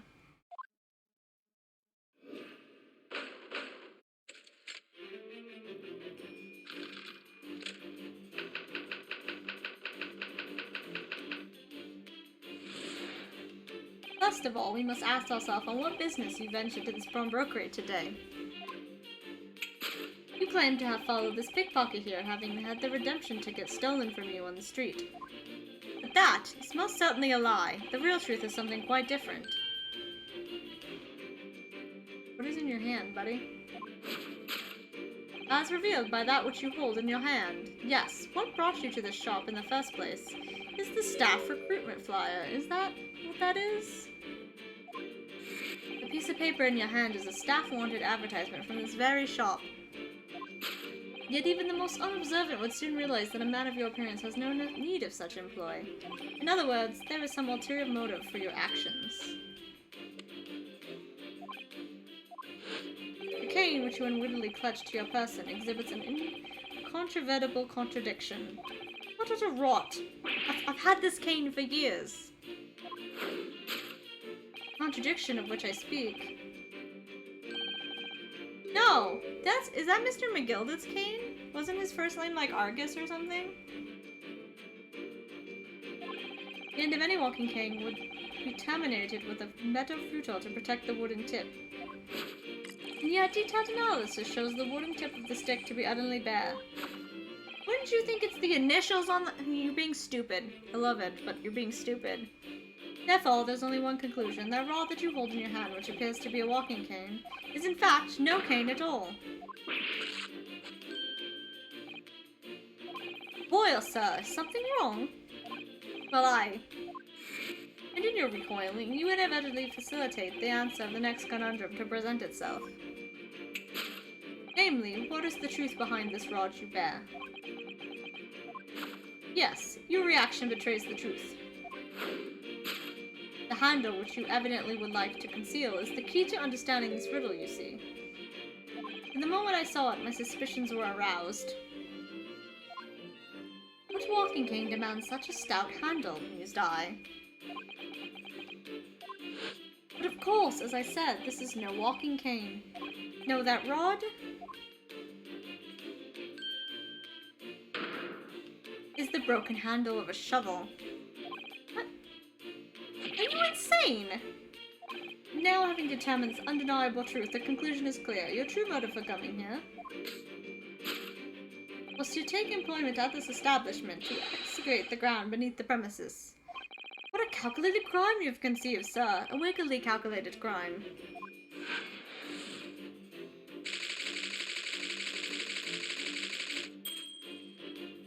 God, I love smart-ass himbos.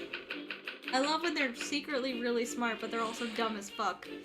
Like, I love it. Now, Mr. Benedict, let us continue. But we must expose the details of this elaborate crime you have in the planning. This is utterly absurd. You suggest that I, a gentleman, intend to excavate the ground beneath this pawnbrokery with a broken shovel. What on earth do you propose I could expect to find there? Stop moving. Some long-forgotten treasure, I suppose. Say, for such fanciful theory, what possible reason could I have to do as you say? Oh, there's an ample reason. You are only too well aware, Mr. Benedict. Ah, and your furtive glance is more telling than I could have hoped.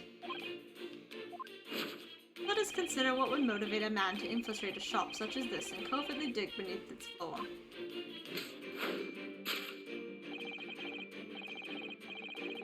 I feel like he wants to encourage Ryanusuke to answer as well. The answer is revealed by the council notice on the counter, to which your eyes were inadvertently drawn. He's also on opium. Let's point that out, that has a big thing from the books, is that Sherlock Holmes is constantly on fucking drugs. And they have used plenty of stuff from the books. They just changed his names. A loud fucking firework. So everything's a bit skewed for him. And accordingly to the enclosed plan of the upcoming sewage works, beneath this shop runs a sewer that adjoins another, one that runs into the bank on the opposite side of the road. Like, he's not far off on his things, he just misses little details, which if you're, like, high on something, and opium's very strong, then yeah, you're gonna miss things. And yeah, eating soap wouldn't be beyond that doubt. You weren't, I'm pretty sure that's exactly how you spell opium.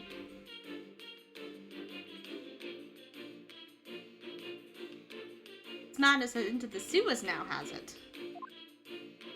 By excavating the ground beneath our feet, you would gain access to the waterway that flows in very close proximity to the great vaults of the financial institute opposite. Yeah, I figured you did. What are you... In summary, sir, you devised a master plan to pull off an elaborate bank robbery by dint of the underground tunnels. Your plan. Which brings us to the final chapter of this lurid scheme. With what plunder did the thief hope to make off from the underground vaults of the bank? Are you quite serious? Honey, having consulted with Scotland Yard some days ago, I happen to know the answer. But naturally, the answer is no secret to you, is it, Mr. Benedict? No idea what you're talking about. Allow me to present a rather interesting piece of evidence. You see, this picture postcard tells us all we need to know. Postcard of the Great Exposition. I'm afraid you've quite lost me. Yeah. Oh yeah! It was very popular in use during Sherlock Holmes' time. That's why I said it skews slightly what he's seeing. Like, he's not wrong. He's just not getting all the details. Which also could just be part of Sherlock Holmes. It could... I was gonna point out, I've always thought that Sherlock Holmes was a little bit autistic as well. And let me point out something about, drugs and specific brain function stuff. Never taken opium, so I can't say if that does it, but no, drugs that normally have one effect on me will on more normal people will have the opposite effect. Like, take Benadryl, right? Benadryl's supposed to make you tired. It normally makes you tired. Well, I have autism. If I take a drug like Benadryl, or anything that makes you sleepy, I get hyper. It's super, super hyper. I'd like bounce off the walls hyper and I can't sleep. It does the opposite for me. So my assumption is, because I've always seen Sherlock Holmes as being a little bit autistic, is that opium would do the opposite to him, to what it does to other people, which means his brain is going 1,000 miles an hour on it. ADHD also has that, where like things that normally do one thing will do the opposite. So opium can be making his brain go 1,000 miles an hour. Instead of slowing down the messages, he's getting 1,000,000 messages. Which would also fit him not being able to fucking process information correctly. And the government has provided extra funds to complete its centerpiece, the Crystal Tower. And we're back to this stuff. Yeah. So does Brute. And I have a little bit of it. There's a lot of things that are supposed to do one thing will do the opposite. Like for him, drinking coffee calms him down instead of making him energized. Me too, though. Caffeine doesn't do the same thing for me that it does for other people. Oh, yeah, he has bad sleeping schedule. He has that. He doesn't take anything. He does drink a lot of caffeine too, though. Sleeping issues is not a thing I have.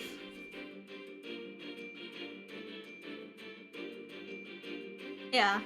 It helps him concentrate a bit too. But like most people, process it differently.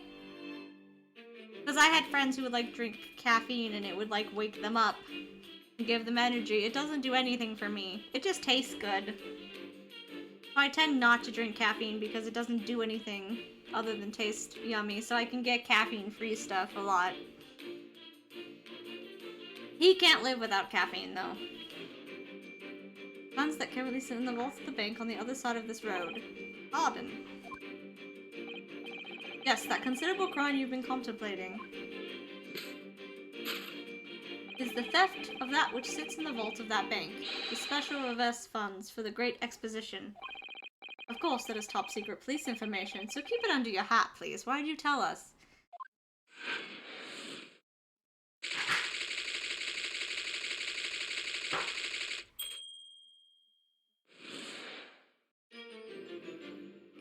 It is. But I also have autism. Like, I don't actually know if I have ADHD, I just assume I do, because I have symptoms of it, but also autism has symptoms of it, so caffeine does nothing for me. It's yummy, though. Well, coffee's not. Coffee's gross, but soda's yummy. Thus concludes Sherlock Holmes' great deduction of this pawnbroking puzzle.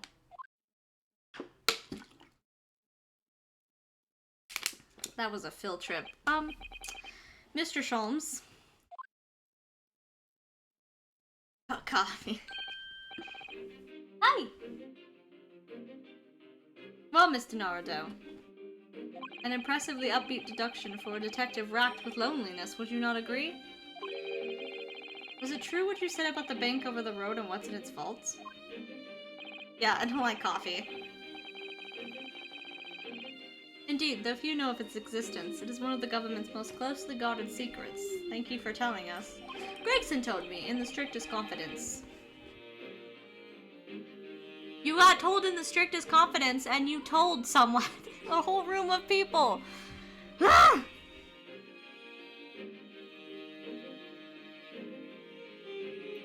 Yeah, I would rather just drink a soda.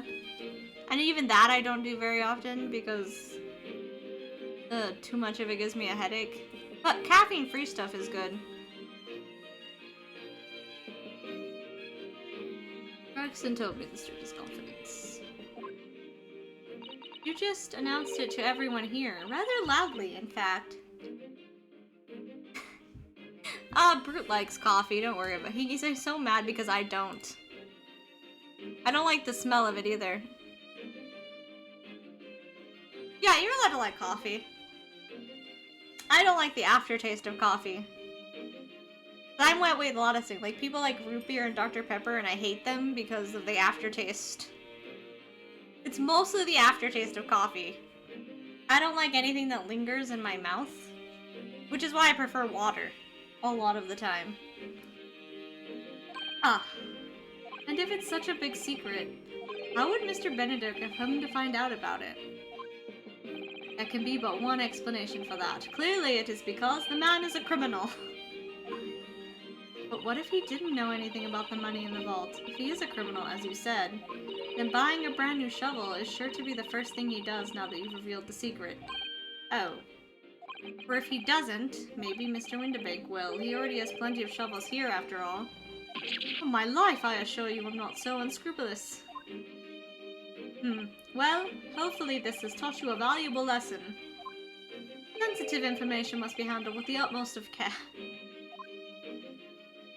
One can never be sure that someone privy to secrets won't disclose them, and once the word is out, it's out. Perhaps I'll think twice before confiding in you next time, Mr. Sholmes.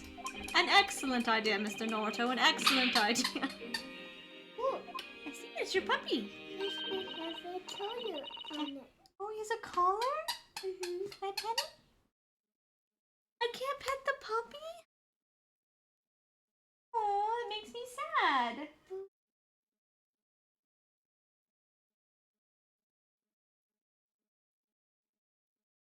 Oh, you gotta clean him first? Okay. Well then, Mr. Naruto, you know what to do, I'm sure. Yes, let's listen to that great deduction again and see if we can massage it into shape. Very well then, let us start once more from the beginning. Of Herlock Sholmes' magnificent logic and reasoning spectacular.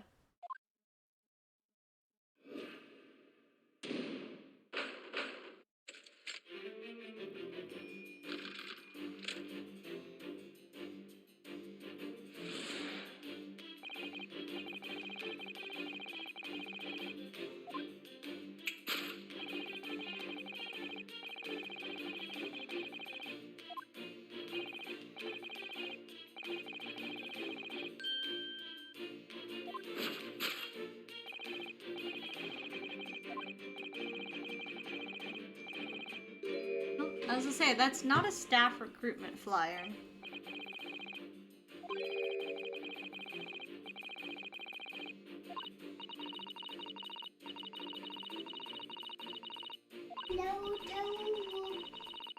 Right there on the couch. Get him, Naruto! You're welcome, baby girl.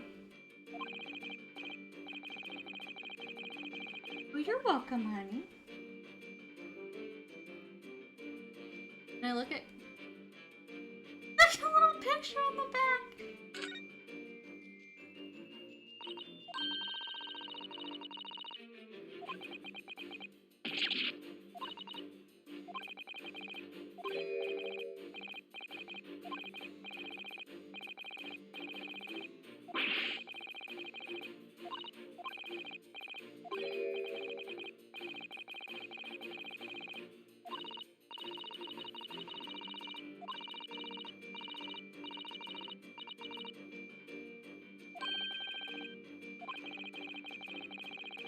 That's exactly what we need. This is it.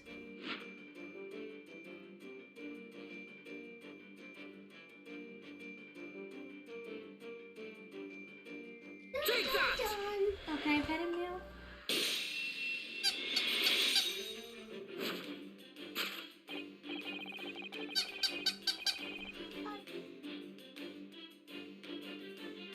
Puppy can sit right here. Nope, that's not gonna work.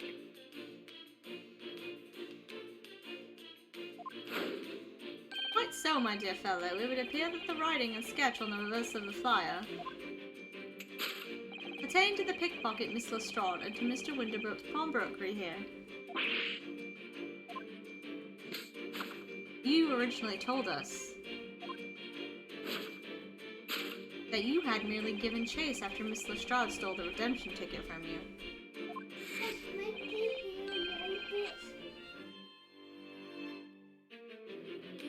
Hello? What's happening right now?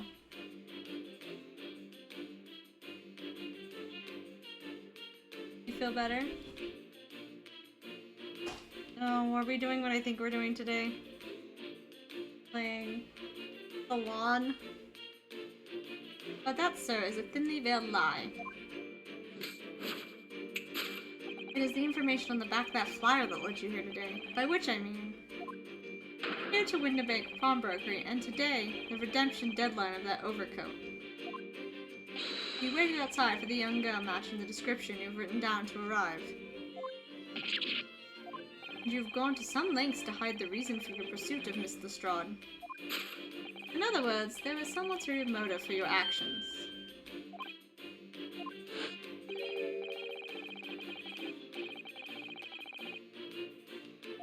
Hold on, I'm gonna go check on her, what she's doing.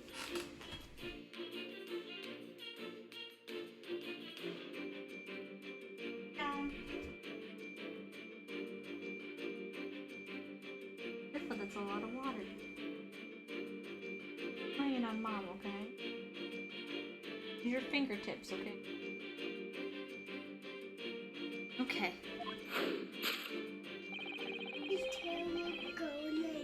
Okay.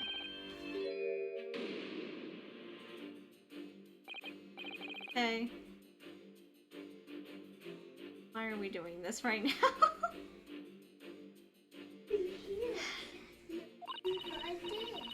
Okay. It fell off. Oh god, that tickles my shoulder. Jeez. Okay.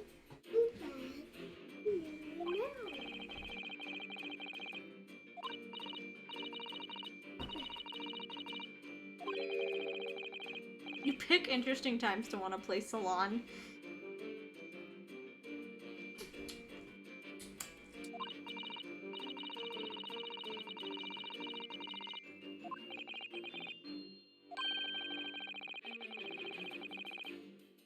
I don't trust that you're not going to pour water on me.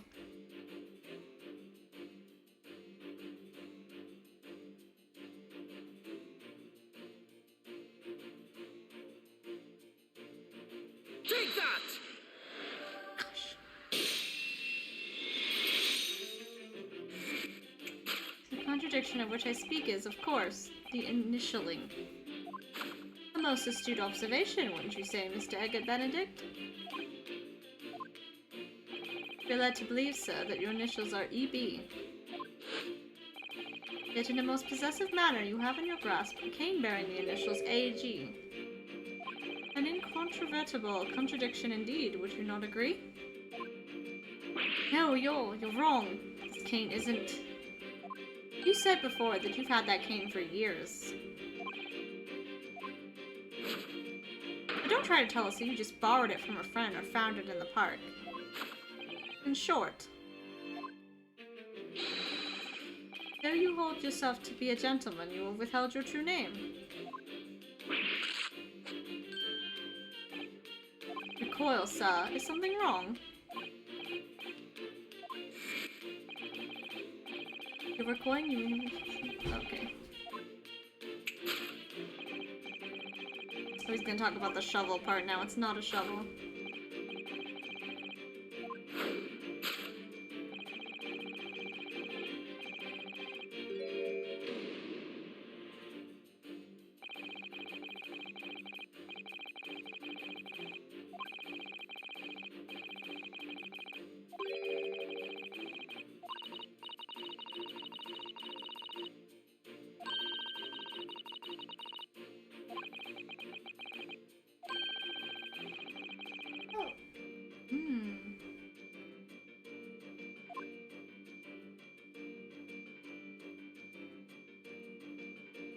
Chloe, it doesn't fit!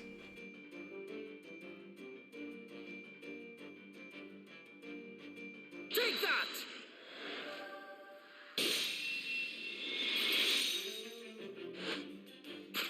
Split seam, which you evidently would like to conceal, is the key to understanding this riddle, you see. Yes, because the overcoat is rather obviously a poor fit.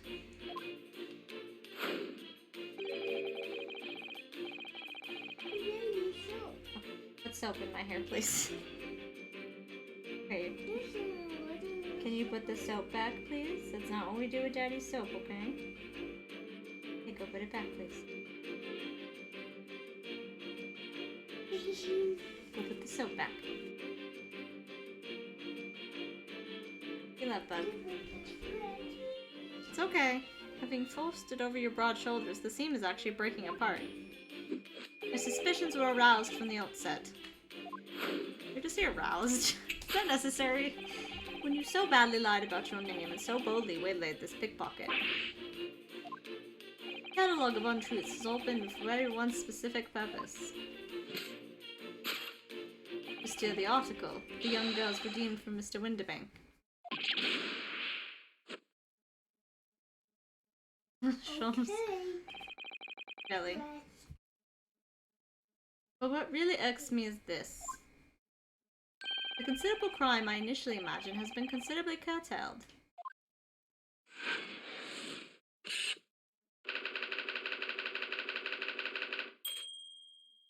Yeah, now your second theory doesn't make any sense.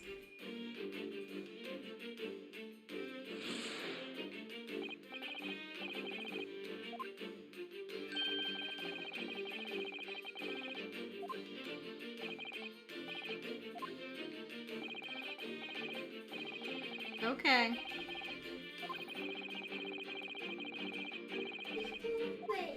I heard you.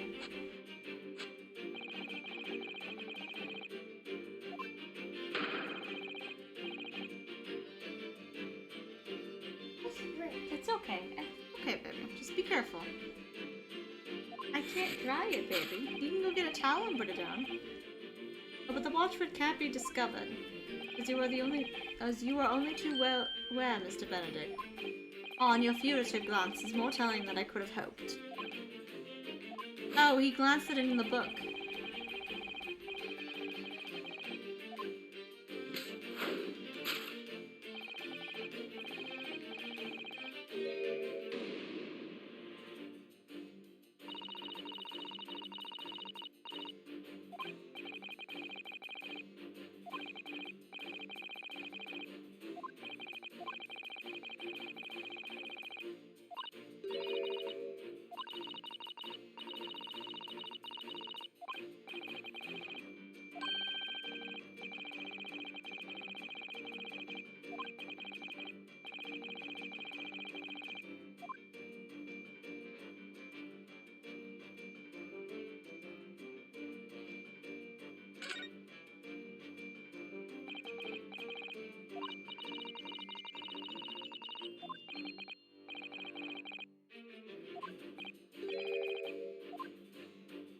That was on that paper. Come on, you two.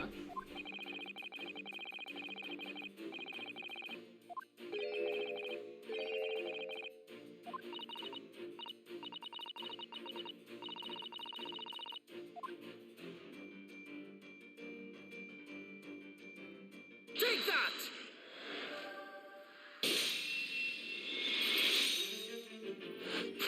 The method is revealed by the note on the counter to which your eyes were inadvertently drawn.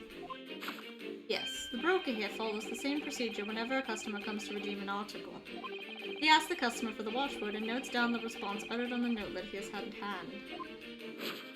And then he consults his ledger and confirms whether or not the watchword matches that of the article in question. I'd expect nothing less of a diligent pawnbroker. His diligence clearly has its disadvantages. What are you talking about? It is increasingly apparent that you were present in the shop before your accusation against Mrs. Lestrade. Yes, Lestrade. In all likelihood, you followed her inside and then observed her talking to Mr. Winterbank. You comfy? That's good. Okay. cute. I love you. When the diligent woke up at a note of the watchword, as is common practice, you observed him writing the word professor on the notelet beside the ledger. That, sir, is the master plan you devised to steal the pawned article from young Miss Lestrade.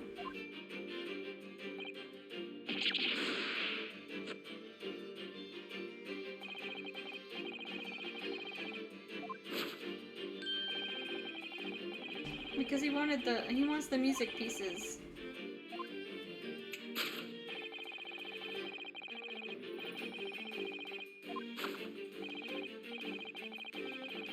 He has the music box, right?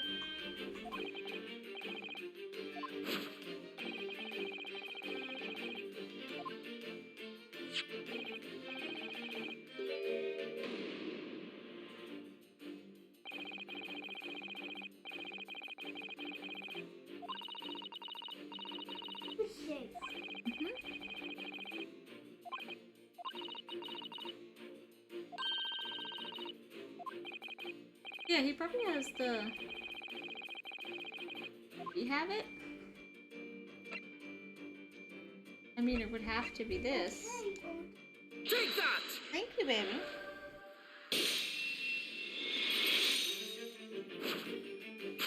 You see, this music box just tells us all we need to know. That on the back. It reads from Mr. McGilden.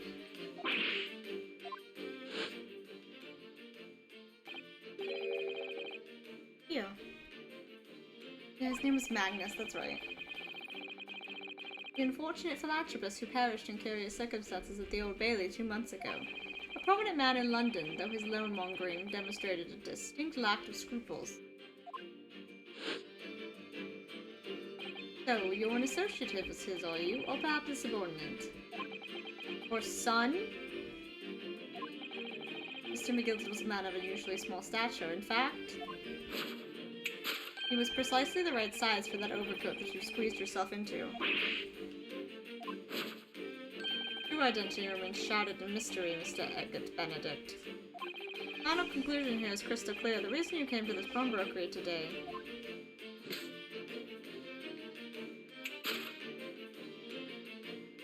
is to retrieve an article left behind by the late Magnus McGilden.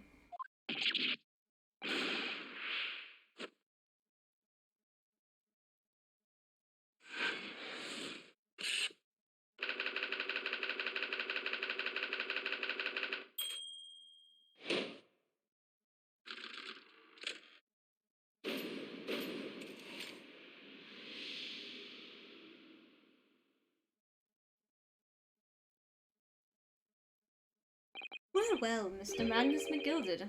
Not a name I expected to hear in these circumstances. Mr. Sholmes, I'm afraid there's something very troubling on my mind. I tell, Miss Risotto. Well, according to what Mr. and Miss Winterbank told us earlier, today was the final day on which the coat could have been redeemed, was it not?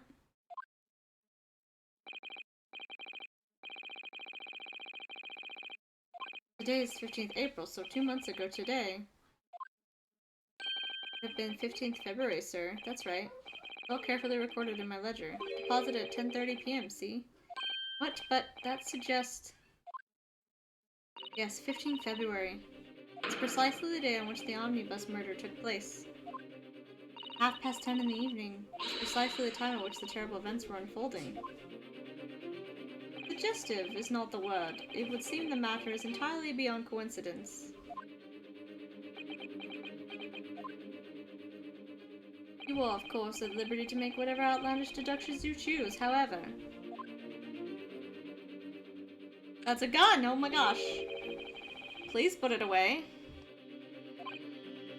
It would be a terrible shame for you to return to your native land in a box. What did I do? Oh god. Can I save?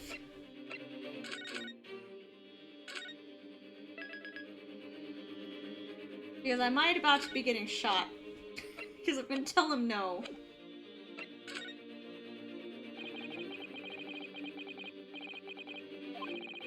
those things. Then again, may not. Hold it!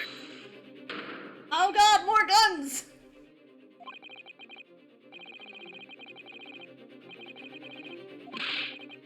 Oh my god.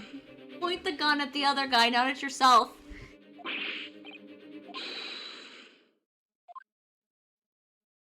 Oh, thank god someone reasonable showed up. Vector. That's right, Sunshine. The alarm was raised on one of our dedicated emergency lines, so we got here as fast as we could. Now what's all this about, eh? Praise be, you're here at last. I was moments away from forfeiting my own life in my very own establishment. Put the gun away, man. It would seem you have the upper hand. Have confusion. Right, you lot have got some explaining to do. I don't appreciate being bothered with some petty argy-bargy. Petty? Winterbang very nearly met his end. Yeah, by his own gun as far as I can tell. And the whole of Britain could meet with its end if I don't get to the bottom of the case I'm supposed to be working on. What? What on earth is the case, Inspector? Yeah, no detail, Gregson. I might have said a little too much. No matter. It's nothing to do with you lot. Anyway, so you're gonna have to come with me down to the station. But of course, Inspector. Okay.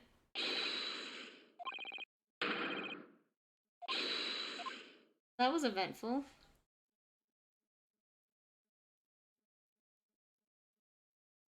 Been a spat of thefts at pawn shops around here recently, so we fitted emergency buttons underneath the counters for brokers to let us know when there's trouble. Very worried there for a while, very worried indeed. Now then, Mr. Permanently in mourning. Oh, yes? Oh, 'cause he's wearing black! Oh. God. I'll be taking whatever it is that Mr. McGill's down to the yard, thank you very much, so hand it over.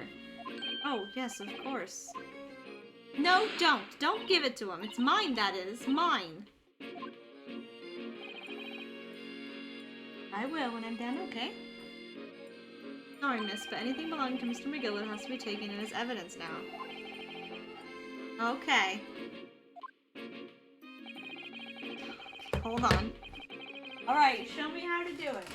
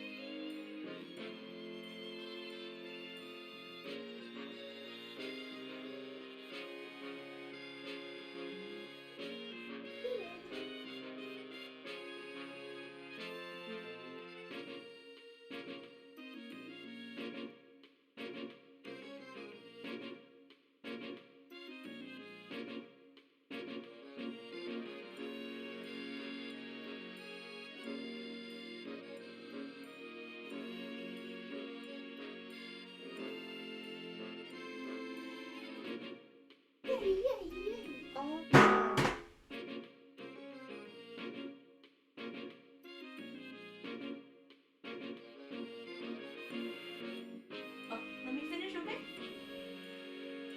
Finish, you silly. What? It's just... Come with me. I'm gonna finish and then I'll come with you, okay? Jen, you finish and get to a save, okay?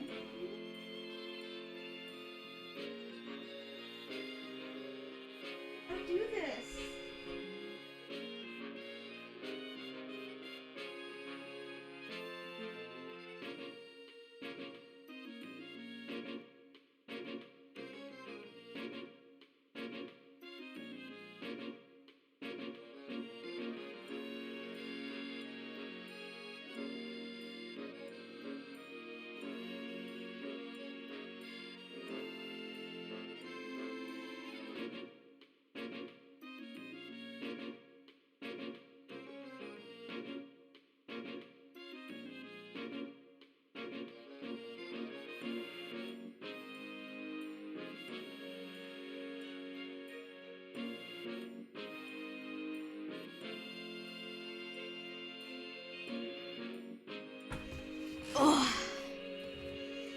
Police demand something as evidence, my dear fellow. We have no choice but to capitulate. It's all yours, Inspector.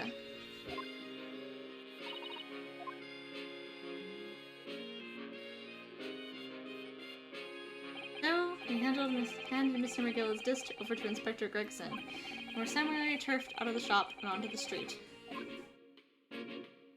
So much happened.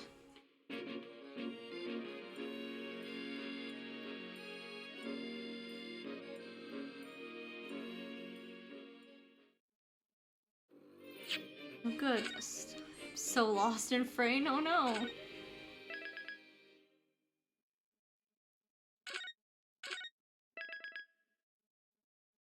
Perfect place to stop. And I will be back. 3 years ago is a while. I will be back on Monday. So I will see you guys then. Bye. Take care.